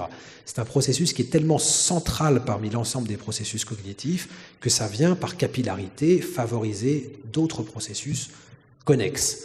Donc, plus tôt on met l'accent sur les processus d'inhibition, plus ça va favoriser l'enfant dans le développement de ses apprentissages, etc. À titre personnel, si j'étais ministre, quand je serais ministre de l'Éducation nationale, eh bien, je vous garantis que dès l'âge de 3 ans, il y aurait au moins 3 à 4 séances d'entraînement exécutif pur par jour à partir de certains jeux dont je vous parlerai un petit peu tout à l'heure, avec un travail de métacognition, c'est-à-dire que l'enfant comprenne à quoi sert son cerveau. Et ça changerait totalement la face de nombreux apprentissages, mais aussi de régulation des comportements, pas seulement à l'école, mais en plus à la maison. Donc, la question du travail sur l'inhibition, c'est quelque chose qu'on peut faire chez soi avec ses propres enfants, comme on peut le faire à l'école avec ses salles de classe. L'auteur de référence, qui est vraiment remarquable, incontournable et indiscutable, c'est le professeur Olivier Houdet, dont je vous montre quelques ouvrages, qui est certainement un des plus capés de France parmi les professeurs en neurosciences. Le professeur Olivier Houdet, Université Paris-Descartes, qui a écrit de très nombreux ouvrages, mais je pense notamment à 2 ouvrages par rapport à ce qui nous intéresse ce soir. L'école du cerveau, absolument remarquable, un livre écrit pour les parents et les enseignants. Houdet, c'est H-O-U-D-E. Et puis le 2e livre, Apprendre à résister, toujours Olivier Houdet, je crois que c'est publié chez Mardaga, mais j'en suis pas sûr. Et pour ceux qui veulent aller regarder du côté de certains jeux qui peuvent être intéressants pour renforcer les mécanismes d'inhibition, il a produit une collection de jeux pour différents âges qui s'appelle les Flexi Games et qui vise justement à mobiliser le travail d'inhibition chez l'enfant. Je vous donnerai d'autres références tout à l'heure si ça vous intéresse. C'est excellent, vous pouvez y aller les yeux fermés. Et si vous avez un petit peu compris l'importance et le rôle de l'inhibition, à la fois dans les comportements d'attention et dans les comportements de mouvement, de régulation émotionnelle, eh bien, ça passe nécessairement par ce type de travaux. Alors, un dernier mot sur la question du trouble de l'attention. Assiste-t-on à une épidémie de troubles de l'attention aujourd'hui? D'après vous, là, si je devais vous solliciter, qui a l'impression qu'on assiste à une épidémie de troubles de l'attention chez l'enfant? Vraiment à une forte évolution des diagnostics, des demandes, des interrogations? Ou alors est-ce que vous êtes le seul département français épargné? Bon. Alors, si c'est pas plus présent que ça, c'est que ça va venir, vous inquiétez pas. Mais c'est très sociologique en fait. Vous savez, là, il y a le 26 septembre dernier, il y a la Haute Autorité de Santé qui a rendu un rapport qui porte sur le diagnostic et l'accompagnement du trouble de l'attention avec ou sans hyperactivité. Et donc actuellement, si vous voulez, tout le tissu associatif est mobilisé pour commenter, pour diffuser, pour relayer. On a rarement vu une telle intensité de relais dans le message, on va dire, scientifique qu'émette la Haute Autorité. Et en même temps, on n'a jamais vu autant d'influenceurs autoproclamés spécialistes du TDAH qui viennent nous expliquer que si, que ça, avec des informations plus ou moins bien vérifiées. Je pense que la dernière grosse épidémie qu'on a eue dans le genre, c'était avec le haut potentiel en 2018, quand ils sont tous devenus haut potentiel. Vous vous souvenez? Bon, voilà. Là, on va avoir un mouvement très proche, si vous ne le connaissez pas encore, qui est déjà présent dans de nombreux départements, c'est qu'un gamin sur 2 qui va aller chez un psychomotricien, un orthophoniste ou autre, on posera la question du trouble de l'attention. Pour des tas de raisons que j'expliciterai si vous souhaitez, mais notamment parce que c'est un trouble qui est potentiellement très multiforme. Un des éléments qui est tout de même intéressant pour boucler la boucle sur le plan de la logique physiologique, c'est que une majorité des enfants concernés de manière sérieuse par cette notion de trouble de l'attention présentent en fait une histoire de vie qui est logique. Premier élément, l'extrême précocité des symptômes. Ça, c'est un point qui peut être important. Si un enfant va présenter des problèmes de comportement, de différencier ce qui est de l'ordre de problèmes émotionnels, de problèmes éducatifs ou d'un problème neuropsychologique de trouble de l'attention, ce qui peut être intéressant, c'est de faire une étude fine du développement de l'histoire de l'enfant et d'étudier notamment ce qu'en disent les parents en termes d'ancienneté dans l'apparition des symptômes. Et il y a une phrase que je trouve toujours très intéressante, c'est quand des parents vous disent « Clémentine », pour rester sur Clémentine, « Clémentine, vous savez, c'est Clémentine 24 heures sur 24, et c'est Clémentine depuis qu'elle est née. » Vous comprenez ? Déjà, quand elle était dans mon ventre, je sentais, certains parents vous disent ça, vous parlent d'enfants hyperactifs ou hypertoniques dans le ventre et qui ensuite n'ont jamais cessé de l'être. On vous parle de bébés hypertoniques, d'enfants qui, dès la naissance, certains parents vous disent, dès la naissance, j'ai su qu'il y avait quelque chose. Dans la tradition médicale française, quand des parents vous disent « moi j'ai su que », il y a encore assez peu de temps, la culture médicale française, c'était de dire « ouais, c'est les parents quoi. Non. Je vais quand même pas commencer à écouter les parents. » Alors, je le dis évidemment avec nuance parce que ça dépend des soignants, hein. Mais je suis passé par plusieurs unités hospitalières pour lesquelles la parole des usagers n'avait aucune importance. Le corps médical, lui, savait. Et aujourd'hui, on revient beaucoup de cette forme de culture un petit peu toute puissante. Et je pense que la parole et l'écoute accordée à ce que disent notamment les parents prend de plus en plus. Moi, je trouve ça absolument central. Quand un parent vous dit, un parent qui n'est pas complètement fou, il y en a quand même beaucoup, pas totalement malveillant et maltraitant envers son enfant, il y en a encore quelques-uns. Quand il vous dit « moi j'ai toujours su que, et depuis le début je me suis dit que, et je sais mais on ne m'écoute pas ». Vous savez, ça des parents qui vous disent « mais ça fait des années ». Récemment j'ai vu une gamine autiste de 3 ans, les parents avaient fait 700 bornes. 700 bornes aller, 700 bornes retour. Parce que la mère se dit « mais je ne suis pas folle, je sais que mon enfant n'est pas comme les autres ». Et en l'occurrence, il m'avait consulté quand elle avait 2 ans et demi, une première fois. Et effectivement, enfant totalement dans le repli, sans langage. À 2 ans et demi, ça commence à sentir un peu le pâté. Sans langage, évitement relationnel quasi total, des petits bruissements, etc. Et à première vue, l'enfant était petite. Je leur ai dit, vous me rappelez dans 3 mois. Je vous donne des stimulations à mettre en place. Ils reviennent 3 mois plus tard, et alors là, l'enfant, avec des stéréotypies, avec du flapping, avec des mouvements d'autobalancement, etc., on était en pleine rentrée dans un trouble du spectre de l'autisme.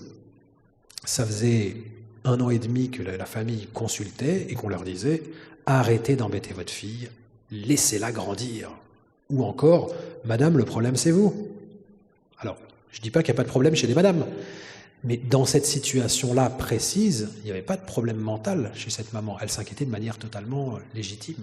Et je pense que dans l'histoire et l'écoute dans le développement des choses, je pense que ce sont des éléments qui peuvent être décisifs pour comprendre l'exacte nature des difficultés d'un enfant. Et puis ensuite, il y a tous les événements de vie, notamment pendant la grossesse et durant les 2 premières années de vie, qui peuvent nous renseigner sur la présence potentielle d'un trouble de l'attention avec ou sans hyperactivité. Première chose, la prématurité, et plus la prématurité est importante, plus le risque que l'enfant présente un trouble neuropsychologique est important. Comment s'est déroulée la grossesse ? Est-ce qu'il y a eu des interventions médicamenteuses ? Est-ce qu'il y a eu des interventions chirurgicales ? Qu'en est-il ? Est-ce que la grossesse a été plus ou moins compliquée, marquée par des événements médicaux qui auraient pu nous laisser penser qu'il y avait un impact in utero ? Bien entendu, la question de l'héritabilité, c'est-à-dire, dans votre famille, les frères et sœurs, ils sont comment ?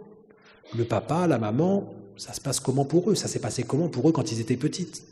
Les oncles, les tantes, les grands-parents, l'environnement familial proche, on interroge la question de l'équilibre neuropsychologique à cet étage-là, parce qu'on sait très bien que quand il y a un enfant qui présente un trouble de l'attention, bien souvent vous avez des agglomérats proches qui vont présenter également potentiellement d'autres troubles, mais des particularités qui souvent ont fait l'objet de diagnostics, mais pas toujours. On vous dit parfois, rien à signaler dans notre famille. Vraiment, tout va bien. Bon, quand même, chérie, il y a ta mère, elle est un peu bizarre quand même. Qu'est-ce que tu veux dire par là? Je veux dire, ça fait quand même 2 ans qu'elle n'a parlé à personne, qu'elle range ses chaussures par ordre croissant, qu'elle regarde en boucle la même émission de télévision, et que si elle ne mange pas à 18h, elle pique une crise. Oui, effectivement, c'est une description de comportement qui peut interpeller sur potentiellement quelqu'un qui est passé à côté d'un diagnostic à une époque où on s'en occupait pas. Bon. Donc, l'agglomérat familial, on fait attention. Et puis après, il y a tout ce qui concerne le contexte de l'accouchement en tant que tel. Comment s'est déroulé l'accouchement? Est-ce que l'enfant est arrivé avec des difficultés ou des souffrances sur le plan respiratoire, sur le plan cardiaque? Est-ce que, d'ailleurs, vous avez eu l'enfant tout de suite à la naissance? Récemment, j'ai rencontré cette situation d'une famille où la maman m'explique qu'on a fait une césarienne en urgence parce que le bébé était en souffrance respiratoire importante. Et donc, on a fait une césarienne et ensuite, le bébé, il a été emmené et il a été ramené un certain temps plus tard sans qu'il y ait plus d'informations par rapport à ça.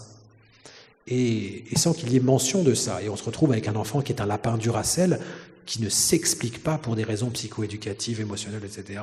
Et l'hypothèse centrale qu'on a, c'est qu'il y a des conséquences sur le plan cérébral en rapport avec une privation d'oxygène à la naissance, mais qui n'aurait pas forcément été mentionnée comme telle pour ne pas inquiéter les parents à la naissance. C'est envisageable. Bien, donc, attention à la question de l'oxygénation en général. Il existe des constats concernant les facteurs toxiques. Tout ce qui est de l'ordre des, on le sait, de l'alcool, médicaments, drogue, etc. durant la grossesse, c'est pas conseillé. Et on a parfois des situations d'enfants qui peuvent présenter des déséquilibres sur le plan neuropsychologique, dont on peut mettre quasiment assurément en lien avec de l'ingestion de toxiques pendant la grossesse. Voilà, et puis, alors, la liste ici n'est pas exhaustive, il y a d'autres facteurs qui sont impliqués, mais on est dans les grandes lignes.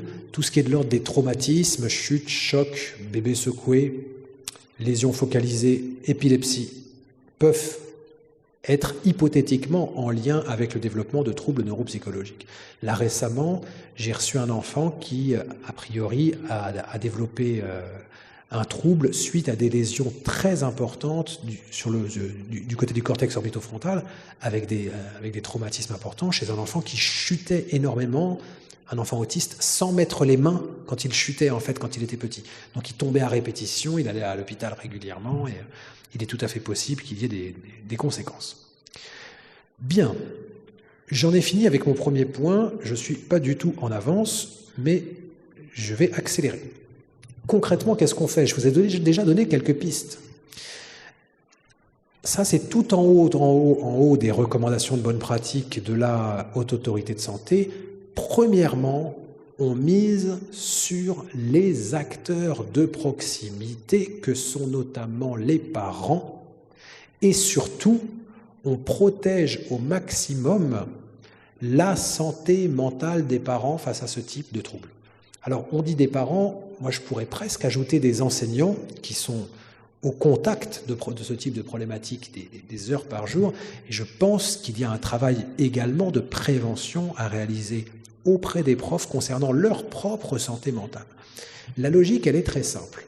C'est que quand on fait des études sur les familles des enfants concernés, on observe que le taux de séparation des parents entre eux explose, contrairement à la population normale. Tiens, bien entendu, parce qu'un enfant, par exemple, Victor, lui, c'est pas, j'en ai des plus sympas en ce moment, là, j'en ai un qui s'appelle Morgane, et il est en train de faire totalement exploser le couple parental, notamment parce que, pour l'instant, il n'y a pas de diagnostic qui est posé, et parce que les parents ne sont plus d'accord sur le plan éducatif. Donc, que se passe-t-il à chaque crise de l'enfant, il se met à enjouer de manière à pouvoir un peu créer la zizanie, eh bien, les parents vont être en désaccord, vont évidemment se prendre la tête l'un l'autre, vont mettre sur le compte de l'autre les difficultés de l'enfant, etc. Il n'y a pas mieux pour pourrir un couple de l'intérieur. Quand on sait déjà à quel point avoir un enfant est une tempête émotionnelle pour un couple parental, quand en plus l'enfant vient présenter des comportements aussi anxiogènes, aussi difficile à vivre au quotidien, parfois aussi honteux pour certains parents, eh bien, il est évident que vous avez une fragilité du couple parental qui explose. Donc ça va faire partie, je pense, des pistes de précaution qu'il va falloir mettre assez rapidement en place avec les parents dès le début des accompagnements. Les autres impacts, alors ils sont nombreux. Vous avez un impact sur la qualité de vie globale. Bien souvent, vous avez un isolement des familles sur le plan social, qui ne vont plus à certains événements, qui ne fréquentent plus certaines personnes de leur propre famille, qui ne sortent plus ensemble pour se donner du temps parce que l'enfant occupe tout. Bref, c'est une dégradation générale de ce qu'on appelle, dans le lexique international, la qualité de vie. Et donc, pour moi, et visiblement pour la Haute Autorité de Santé aussi, le premier élément dont il faut pouvoir tenir compte, c'est de limiter les conséquences négatives sur la qualité de vie de l'environnement familial. Et comment on fait ? Eh bien, aujourd'hui, on sait assez bien faire. Si vous voulez faire dans le plus simple et le plus rudimentaire, vous allez regarder ce qu'on propose avec les groupes d'habileté parentale de type Barclay, ce qu'on appelle aussi les programmes d'éducation aux habiletés parentales, dont une méthode, c'est pas vraiment une méthode, mais une labellisation a été développée par un Américain qui s'appelle Rushan Barclay. Aujourd'hui, il y a forcément des orthophonistes, neuropsychologues qui en proposent dans votre quartier. C'est extrêmement répandu. Ça marche en une dizaine de rencontres avec d'autres parents d'enfants qui présentent des difficultés similaires et pour lesquels il est donné aux parents des conseils extrêmement concrets, extrêmement pratiques, de manière à limiter l'émergence de problématiques comportementales à la maison et surtout limiter l'atteinte dans la qualité relationnelle et la qualité de vie intrafamiliale. On est plusieurs en France à avoir développé des techniques plus ou moins complexes, plus ou moins détaillées, plus ou moins subtiles. Moi, j'ai eu le plaisir de travailler là-dessus par le biais d'un programme qui s'appelle Pulpito, qui existe sous forme d'application. D'ailleurs, j'en fais pas la pub parce que ça marche pas très bien, n'allez pas l'acheter, en application, ça marche pas bien, mais c'est pas grave.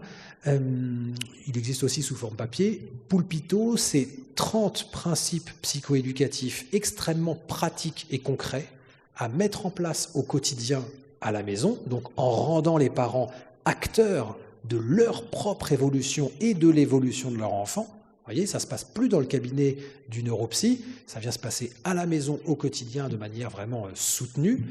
Et on va installer progressivement 1, 2, 3 principes à mettre en place de manière à avoir une évolution pratique et concrète du point de vue des comportements de l'enfant au quotidien dès le jour même. Je vous donne un exemple extrêmement simple et qui va faire écho chez beaucoup d'entre vous. Ce sont des parents, très fréquemment, qui vous disent « Qu'est-ce qui participe à nos difficultés ?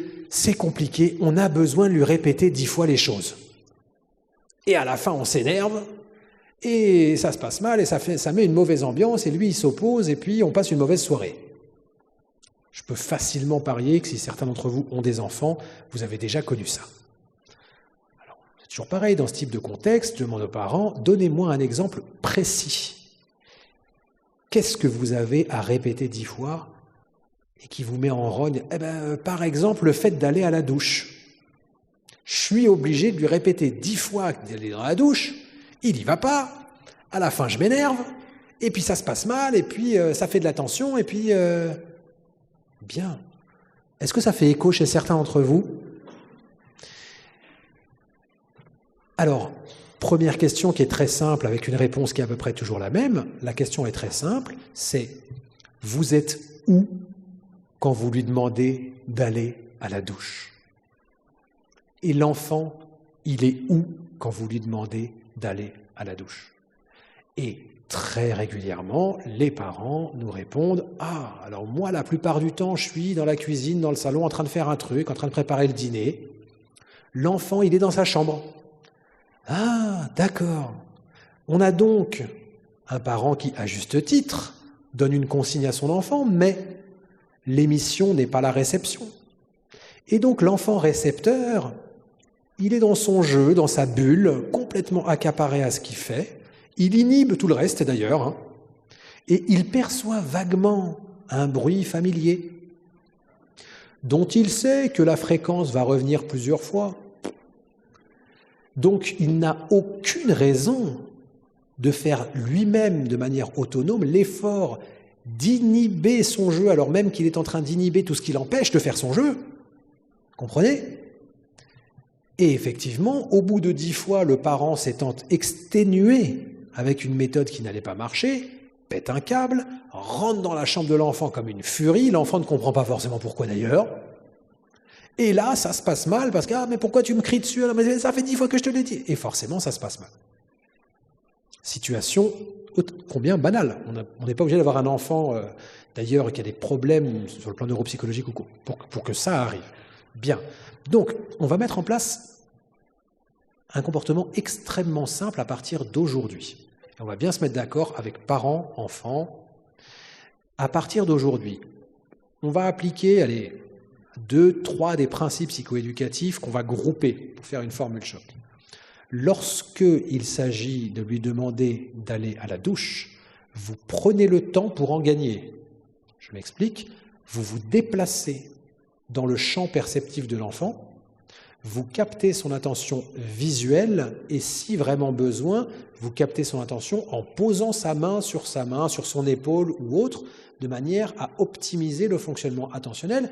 Et vous lui dites, Jean-Régis, dans 10 minutes, je te préviens, dans 10 minutes, je viens te chercher et tu iras à la douche, répète ce que je t'ai dit. Est-ce qu'il y a des militaires parmi vous? Non, c'est une vraie question. Hein. Alors, je pose la question parce que quand vous êtes militaire, on vous apprend que si vous arrivez sur un théâtre d'opération stressant, lorsqu'un gradé vous donne un ordre, vous devez répéter l'ordre qu'il vient de vous dire. Parce que ce n'est pas parce que vous écoutez le gradé que vous avez enregistré l'ordre. Okay ? Là, c'est exactement le même principe. Ce n'est pas parce qu'un enfant vous regarde qu'un enfant vous a compris ou vous a écouté.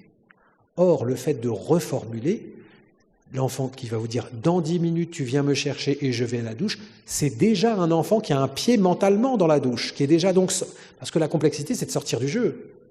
Qui est déjà donc mentalement sorti du jeu pour se projeter dans la douche, qui peut y retourner un peu et qui est beaucoup moins surpris, voire brusqué, quand l'adulte revient 10 minutes plus tard en lui redisant « Allez, c'est parti, Jean-Régis, maintenant on va dans la douche tout de suite ». Plusieurs principes psychoéducatifs. 1. La mise en préavis. Beaucoup de parents la pratiquent spontanément, surtout avec des enfants avec des difficultés de comportement. C'est le fait d'anticiper notamment les transitions dans le quotidien, de manière à favoriser sans qu'il y ait d'esclandre.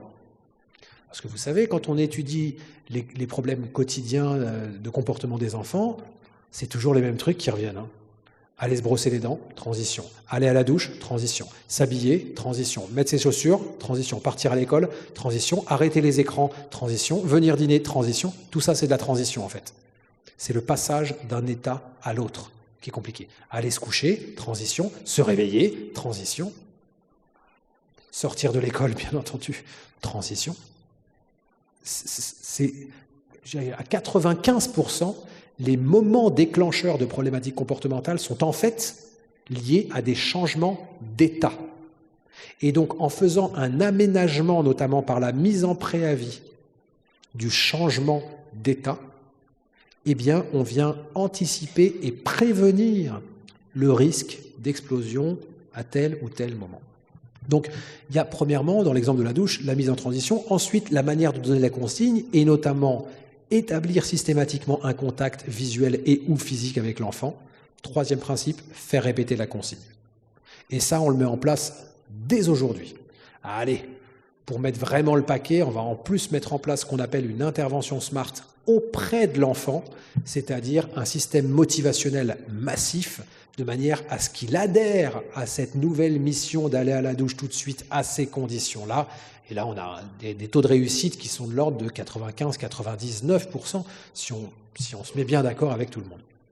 Voilà, il y en a plein d'autres, des principes psycho, des petits trucs comme ça, des petits trucs et astuces moi, que j'aime beaucoup. Vous voyez, je vous en donne un autre parce qu'il peut être utile. et qu'il ne va pas de soi du tout, contrairement à ce qu'on pourrait penser. C'est un conseil psychoéducatif qui s'adresse aux deux parents. Alors s'il y a deux parents, bien entendu, c'est quoi qu'il arrive, pour les questions éducatives, n'exprimez jamais aucun désaccord devant l'enfant. Vous n'êtes jamais en désaccord. Vous êtes une équipe indissociable, soudés à la vie, à la mort, et il n'y a pas un centimètre entre vous, et il faut que les enfants, entre guillemets, ces petits terroristes en puissance de la relation parentale, que les enfants comprennent bien qu'il n'y a pas un centimètre entre vous dans vos consignes, vos habitudes, ce qu'ils peuvent faire, ne pas faire, etc. Et ne vous laissez pas arnaquer et surtout pas monter en désaccord l'un avec l'autre.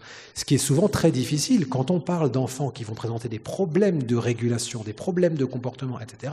Les désaccords entre parents, c'est la norme. Donc mais le problème, c'est que vous avez compris que du désaccord ne naîtra rien de bon. Donc, dans un premier temps, il va falloir s'aligner sur une position diplomatique qui va être de faire l'effort mutuel de ne jamais être en désaccord et surtout que les enfants, dans le cadre familial, le sachent.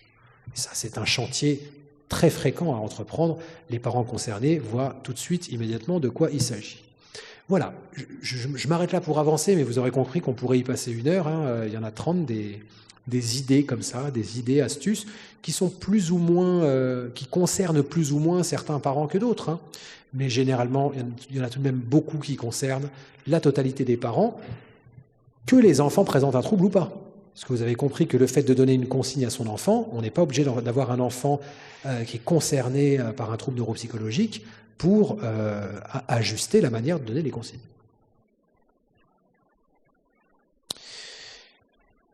Si vous avez des questions sur les interventions SMART, j'y répondrai avec plaisir.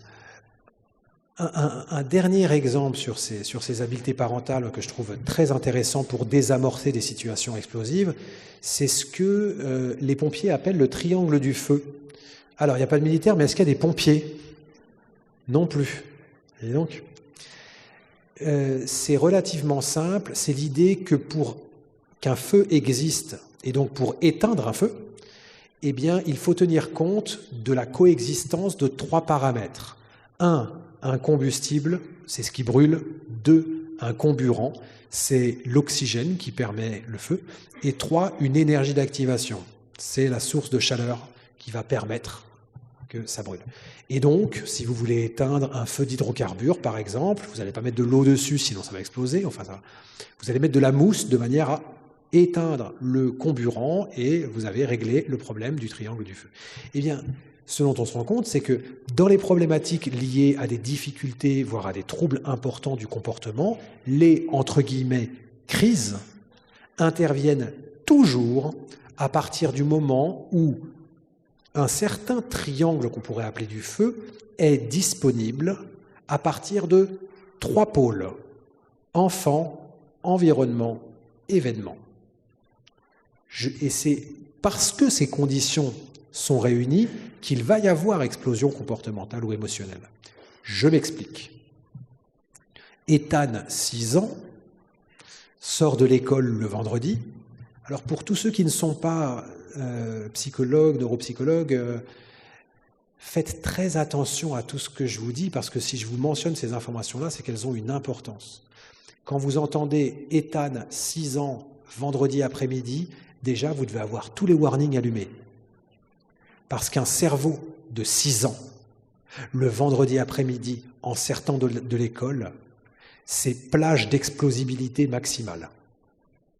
Okay ? Il est cramé du bulbe, physiologiquement j'entends, niveau des ressources de régulation, de l'inhibition, etc. C'est très compliqué.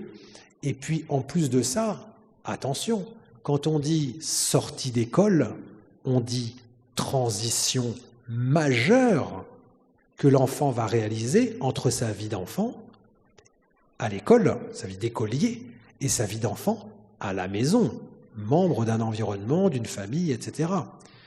Pour ceux qui ont des enfants ou qui ont déjà réceptionné des enfants à la sortie de l'école, lorsque vous chopez un enfant à la sortie de l'école et que vous lui demandez tout de suite « T'as fait quoi aujourd'hui ?» Qu'est-ce qu'il vous répond? Bizarrement, ils ne doivent pas foutre grand-chose à l'éducation nationale. Parce que les enfants sortent de là, ils n'ont rien fait, ils ne savent pas. Ah bon? Alors ils sont tous devenus amnésiques. Tiens. Et si vous laissez... Parce qu'en fait, cette question du « qu'est-ce que tu as fait ?» c'est une question de parents. Si vous observez les parents à la sortie de l'école qui chopent leur gamin en leur disant « qu'est-ce que tu as fait ?» c'est en fait parce qu'il y a un silence qui s'explique, et que le parent meuble. Et donc, pour meubler, il se renseigne quand même. Puis ça l'intéresse. Mais c'est une question de parents. Ce que l'enfant a fait à l'école, il en parlera, mais plus tard. Ceux qui ont des enfants, vous le savez bien. Ce qui arrive dans le cours de la journée, ça intervient plus tard. Ah tiens, aujourd'hui, il y a un tel qui a fait ci, qui a fait ça, la maîtresse, elle a dit que, j'ai oublié truc et machin. Ah, il n'est pas devenu complètement amnésique. Cool. Non, mais alors quel est cet étrange phénomène? L'étrange phénomène, c'est en fait le même que lorsque vous sortez du travail d'ailleurs, ou lorsque vous sortez d'un cinéma. Vous sortez d'un certain environnement où vous allez devoir opérer une transition dans votre vie, dans votre espace physique, dans vos perceptions, mais comme vous êtes adulte, avec votre cerveau, vous la gérez, votre transition. Et là, l'enfant va opérer une transition majeure où il va quitter toutes les règles, les repères, les postures, les allures, une certaine identité des activités, un environnement dans lequel il est immergé depuis 7 heures, pour devoir se réadapter à un autre environnement dans lequel il y a d'autres activités, une autre posture, d'autres identités, d'autres personnes, etc., etc. Donc, littéralement, il enlève un habit pour en remettre un autre. Et ça, c'est une activation cérébrale d'inhibition, bien sûr. Et donc, quand on lui demande « qu'est-ce que tu as fait ?»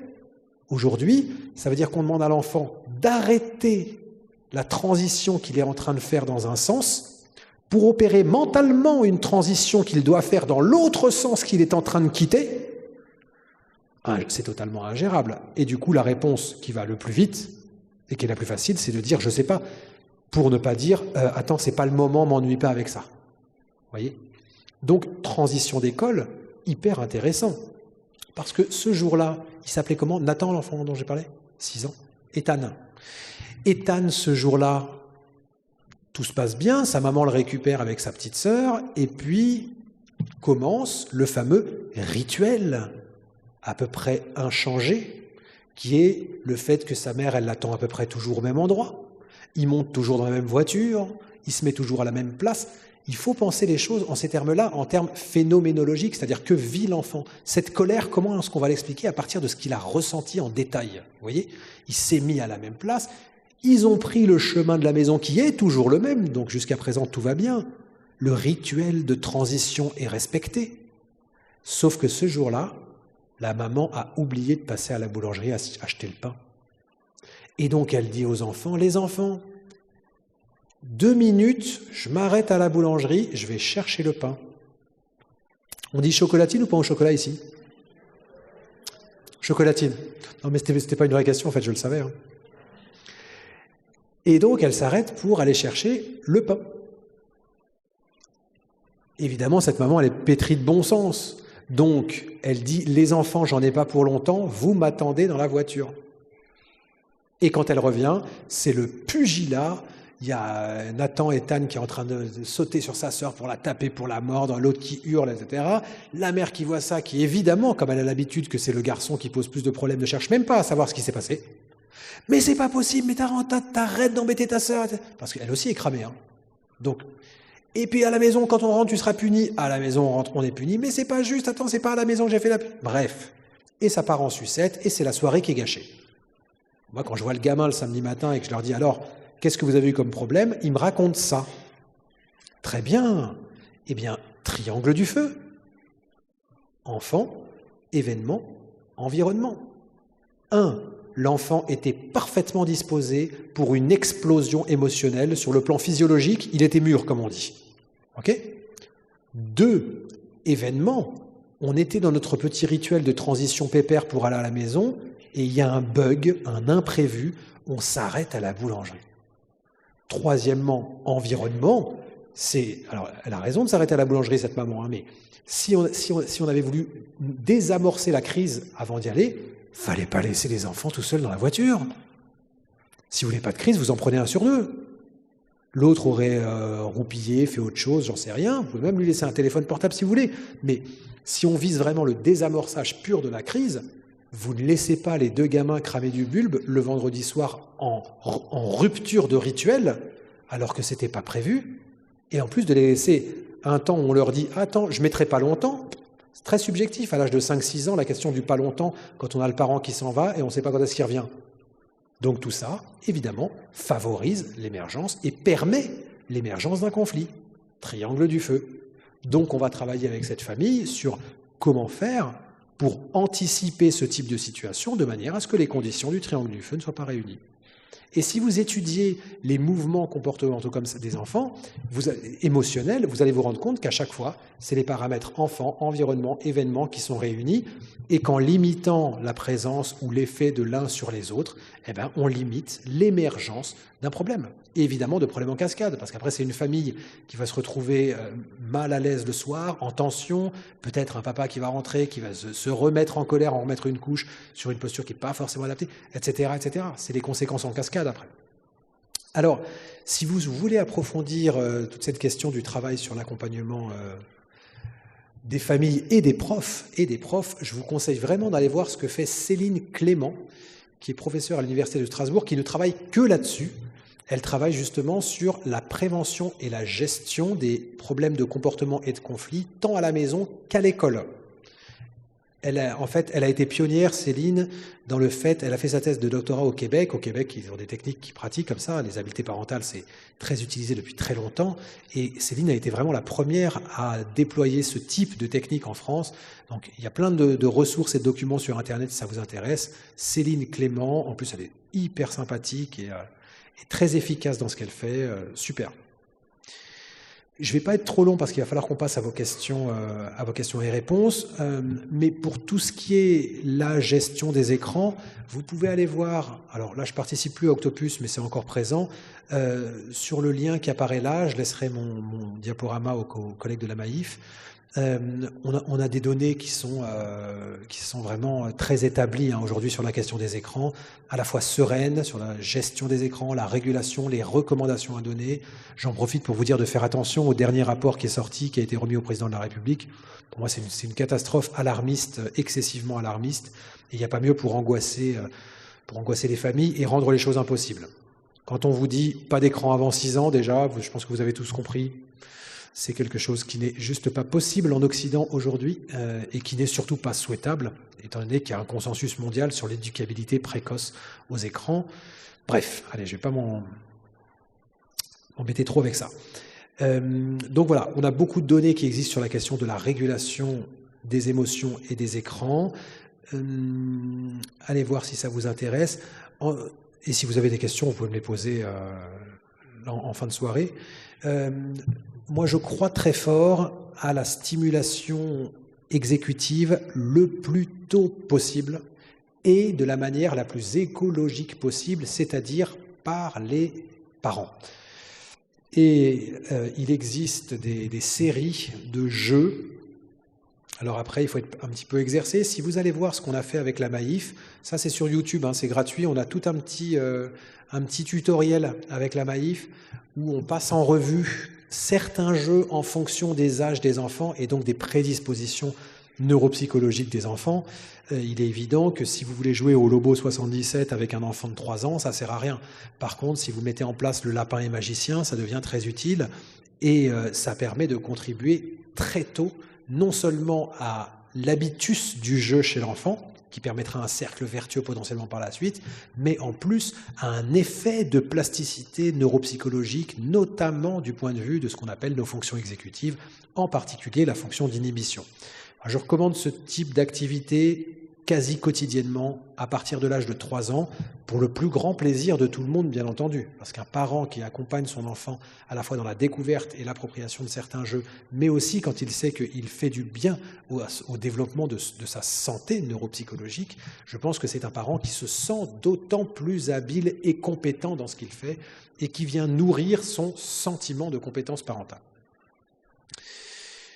Alors, pour finir, si vous voulez approfondir cette question, juste 2 ouvrages très concrets, pratiques, et dans lesquels il y a énormément d'astuces.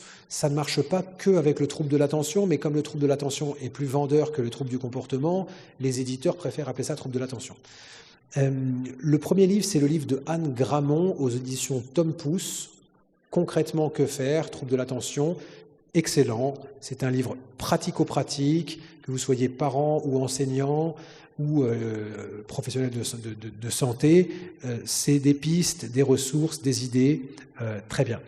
Deuxième ouvrage que je vous conseille, mais il en existe d'autres qui marchent très bien, c'est toujours chez Tom Pouce, 100 idées pour mieux gérer les troubles de l'attention. Ça a été fait par Francine Lucier, qui est neuropsychologue au Québec, qui a développé des tas de techniques, notamment sur la métacognition. Je pourrais préciser tout ça si vous le souhaitez.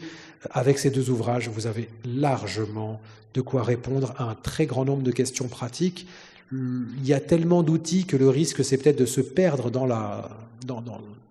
le nombre d'outils qui existent et qu'il ne faut surtout pas déployer tous en même temps, mais qu'il faut utiliser de manière très stratégique. Voilà, j'ai un petit peu dépassé la montre.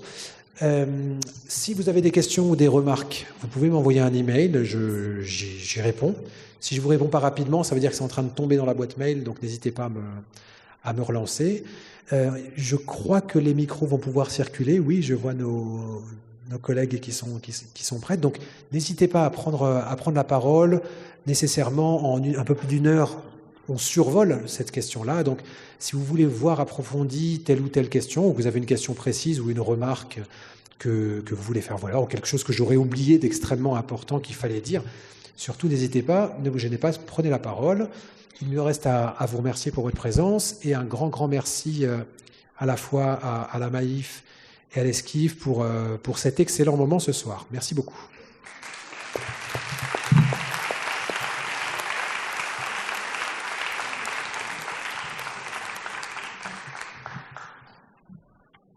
Bonsoir, j'ouvre le bal avec une question. Oui, ça y est. Une question d'élargissement. Vous avez décrit, je vais sans doute mal le formuler, mais l'explosion des diagnostics TDA, TDAH et HPI comme une sorte de mode. Voilà. Et je voulais savoir, donc, question en 2 temps, est-ce que ça concerne aussi cette explosion et cet effet concerne aussi est-ce que ça concerne aussi les troubles du spectre autistique?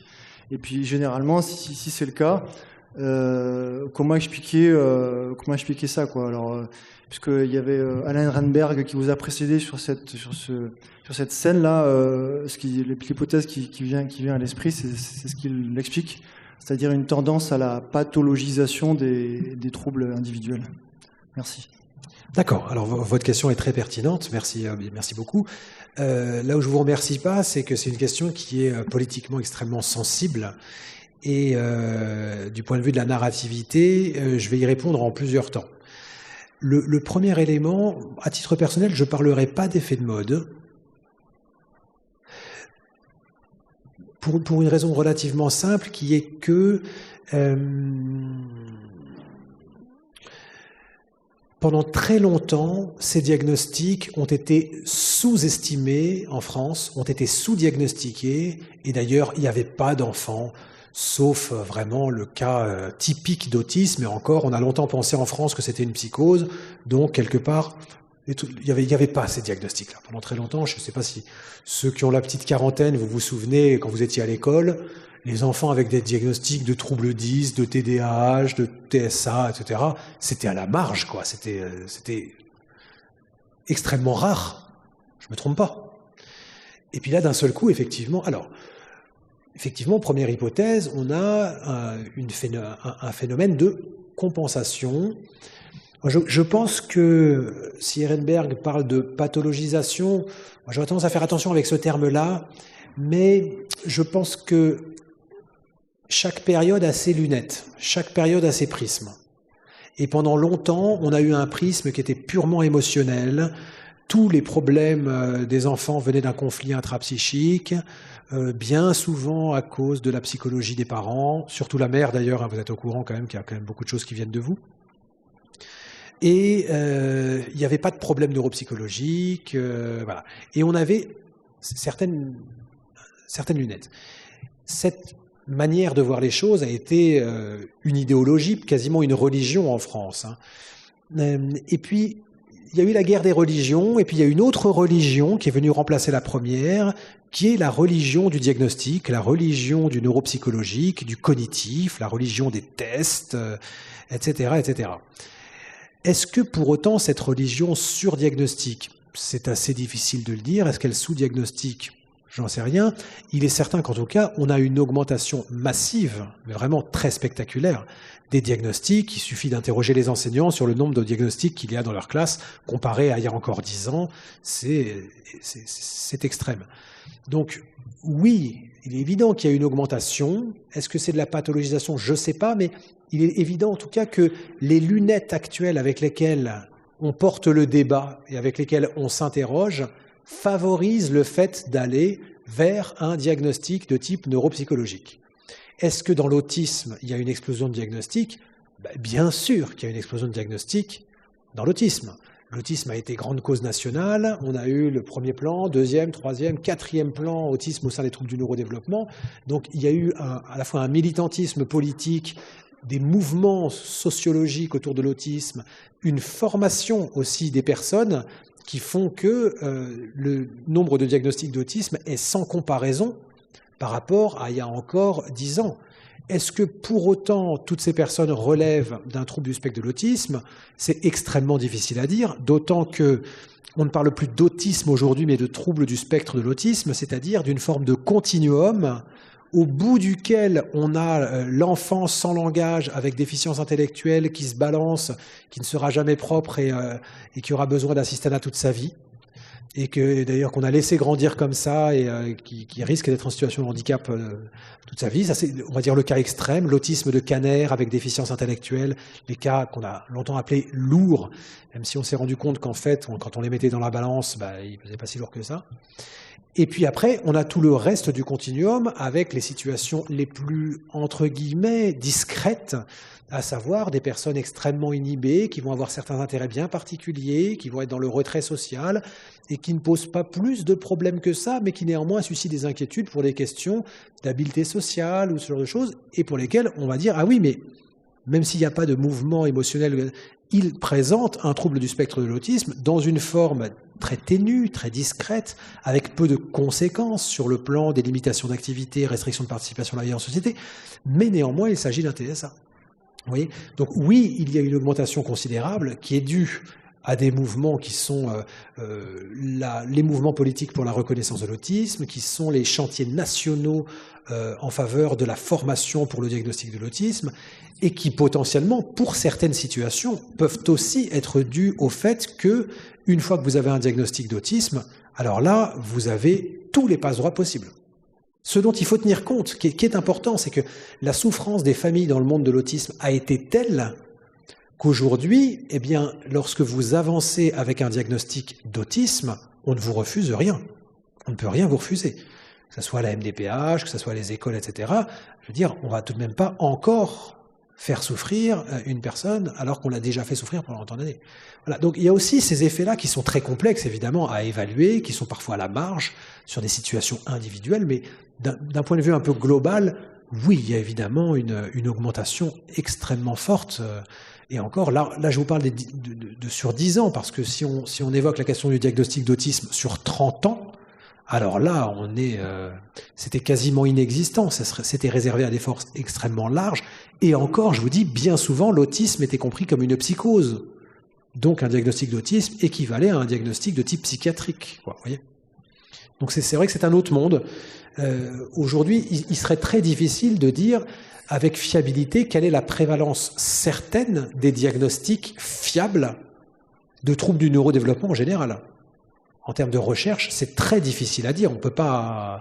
C'est très difficile de remonter Et puis, en fait, le problème, c'est que tous ces diagnostics relèvent aussi sont cliniques, en fait. Ce qu'a très bien rappelé la Haute Autorité de Santé récemment, c'est que les diagnostics de troubles du neurodéveloppement, ce sont des diagnostics clinique. Ça veut dire qu'il n'y a pas de marqueur biologique, de radio, qui vous dira oui, là je suis sûr à 100% scientifiquement, il y a telle maladie, il y a tel déséquilibre ou autre. Non, au maximum ce qu'on peut faire c'est le supposer, avec des formes plus ou moins pures. Prenez l'exemple de Clémentine, je n'ai absolument aucun doute qu'elle présente un déséquilibre neuropsychologique. Ou comme pour d'autres gamins que j'ai pu voir qui sont clairement dans le trouble du spectre de l'autisme, je n'ai aucune idée aucun doute sur le fait qu'ils répondent bien à une définition pure du trouble en question pour lequel on a un diagnostic. Et puis il y a d'autres gamins pour lesquels à la fin on dit aux parents, ça m'est arrivé la semaine dernière, écoutez, je l'ai vu en bilan, j'ai écouté votre histoire, je l'ai observé, je sais pas. Il y a 50% de chances pour que oui, il présente bien un trouble de l'attention, et 50% d'autres où honnêtement, je n'en sais rien. Donc il va falloir qu'on approfondisse, on va faire une évaluation dans la durée, dans d'autres environnements, on va regarder comment on fait. Mais à ce moment-là, je n'en sais rien. Le diagnostic est clinique et donc soumis à l'erreur humaine, bien entendu. Le diagnostic comme le sous-diagnostic. J'évoquais tout à l'heure la question d'une maman à qui on disait « laissez-la grandir, elle n'a rien », alors qu'en fait la gamine est autiste. C'est une erreur diagnostique dans le sens, vous voyez ? Donc, la fiabilité purement scientifique de ces diagnostics est très difficile à établir, mais bien entendu qu'il y a une augmentation extrêmement forte qui s'explique par l'interaction de phénomènes assez complexes, notamment en termes de sociologie dans l'histoire de la santé mentale et de militantisme associatif, dans lesquels se mêle aussi du pouvoir politique. Vous voyez, donc je vous fais une réponse un peu longue, mais parce que votre question est complexe en fait.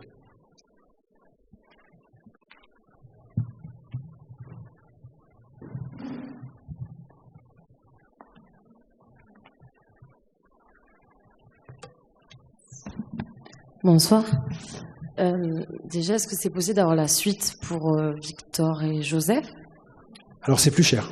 Ah, ok.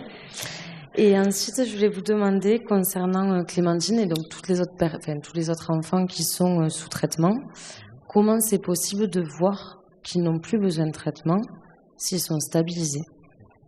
Je vais commencer par la deuxième question.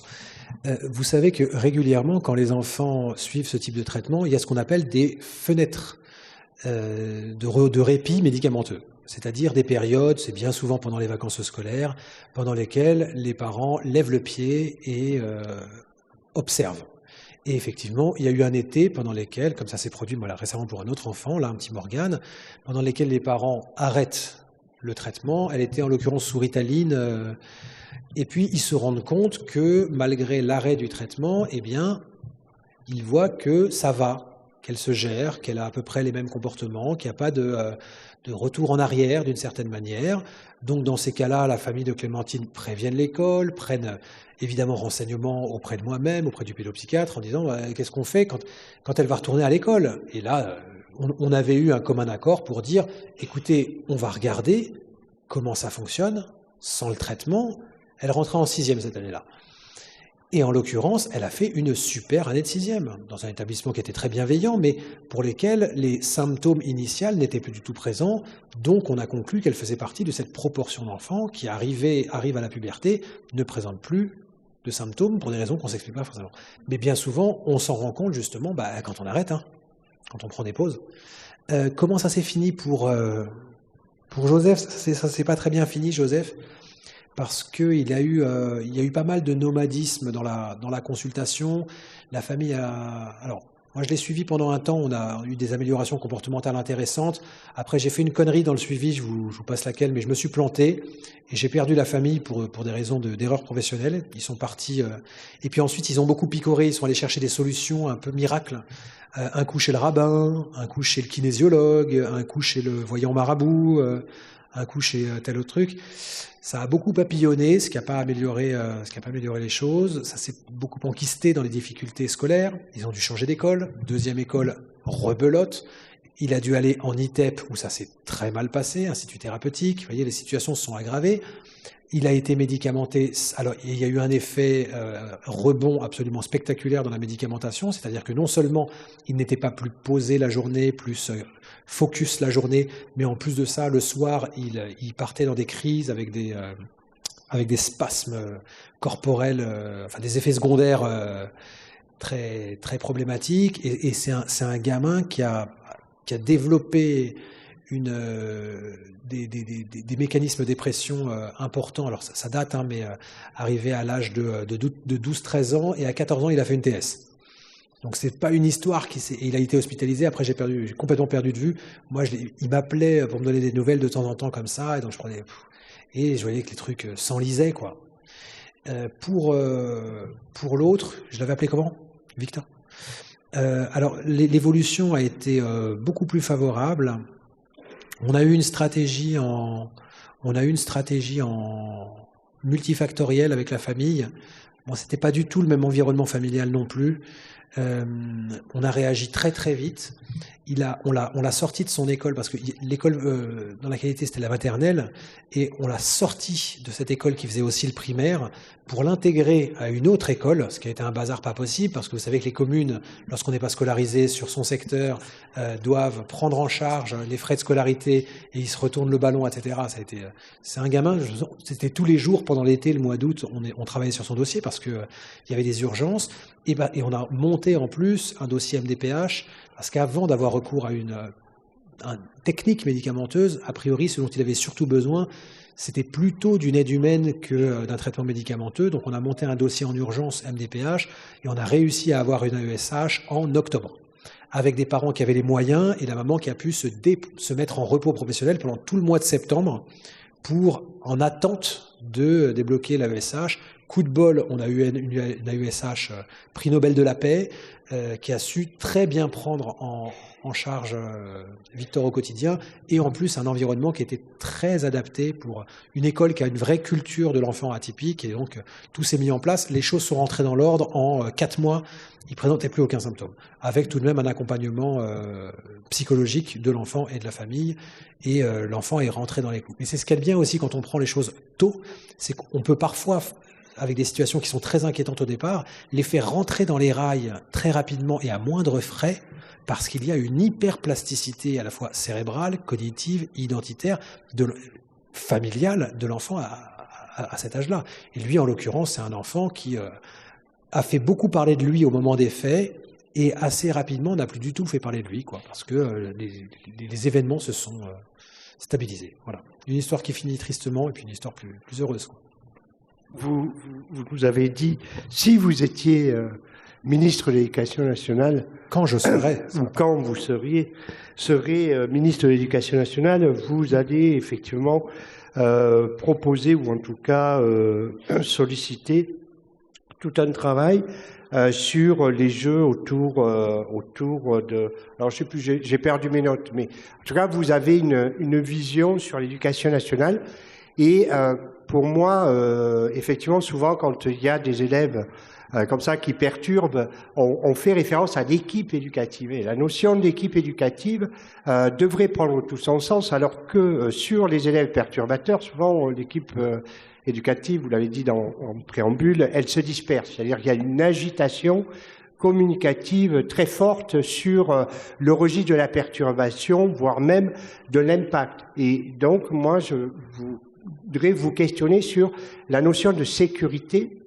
parce que vous avez parlé de santé mentale des personnels, de l'ensemble des personnels, et donc sur la gestion des élèves ou des enfants que vous avez suivis. Comment peut-on effectivement mener un travail beaucoup plus soutenu pour préserver la santé mentale et construire effectivement cette alliance autour de la prise en compte de l'enfant? Parce que les transitions, on les connaît, bien évidemment, vous les avez rappelées, mais chacun perçoit ces transitions avec son propre spectre. Et l'enfant, lui, il va passer de l'école à la famille et personne ne sera dans cet accompagnement. Vous avez parlé de cette école qui avait peut-être plus de capacité à mieux répondre aux situations d'enfants atypiques, de cet AESH qui a été trouvé, qui était extraordinaire. Donc moi, la question, c'est quels sont les conseils que vous pourriez nous donner pour construire une alliance plus efficace autour de l'équipe éducative? C'est un vrai sujet en tout cas, moi, que je me pose. Oui, alors, qu'est-ce que vous faites à l'Éducation nationale? Comment? J'en étais sûr. J'en étais sûr.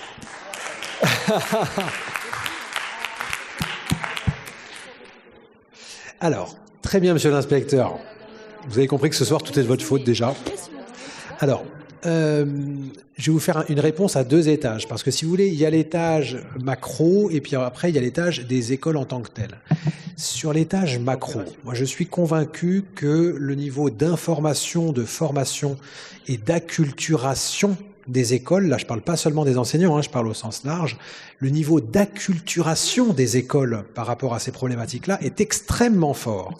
Et je pense que, je vais évidemment faire sourire, mais sur la question de la formation initiale et potentiellement continue des enseignants sur le plan national, il y a un énorme chapitre à ouvrir sur la question de qu'est-ce que des gens comme moi, mais on est nombreux, pourraient apporter à l'école en général pour disposer de certaines stratégies, d'une certaine culture, de certains mécanismes physiologiques aussi, qui changeraient tout ça, et surtout comment est-ce qu'on déclenche une véritable culture.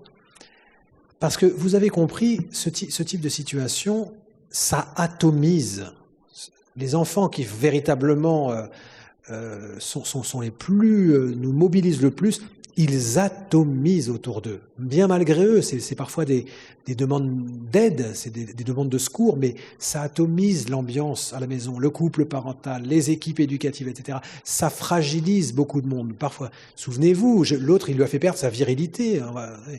Bon, et effectivement, on avait une équipe éducative qui était désunie, qui était déjà désunie, parce que chacun tirait la couverture à lui pour faire valoir son truc, etc.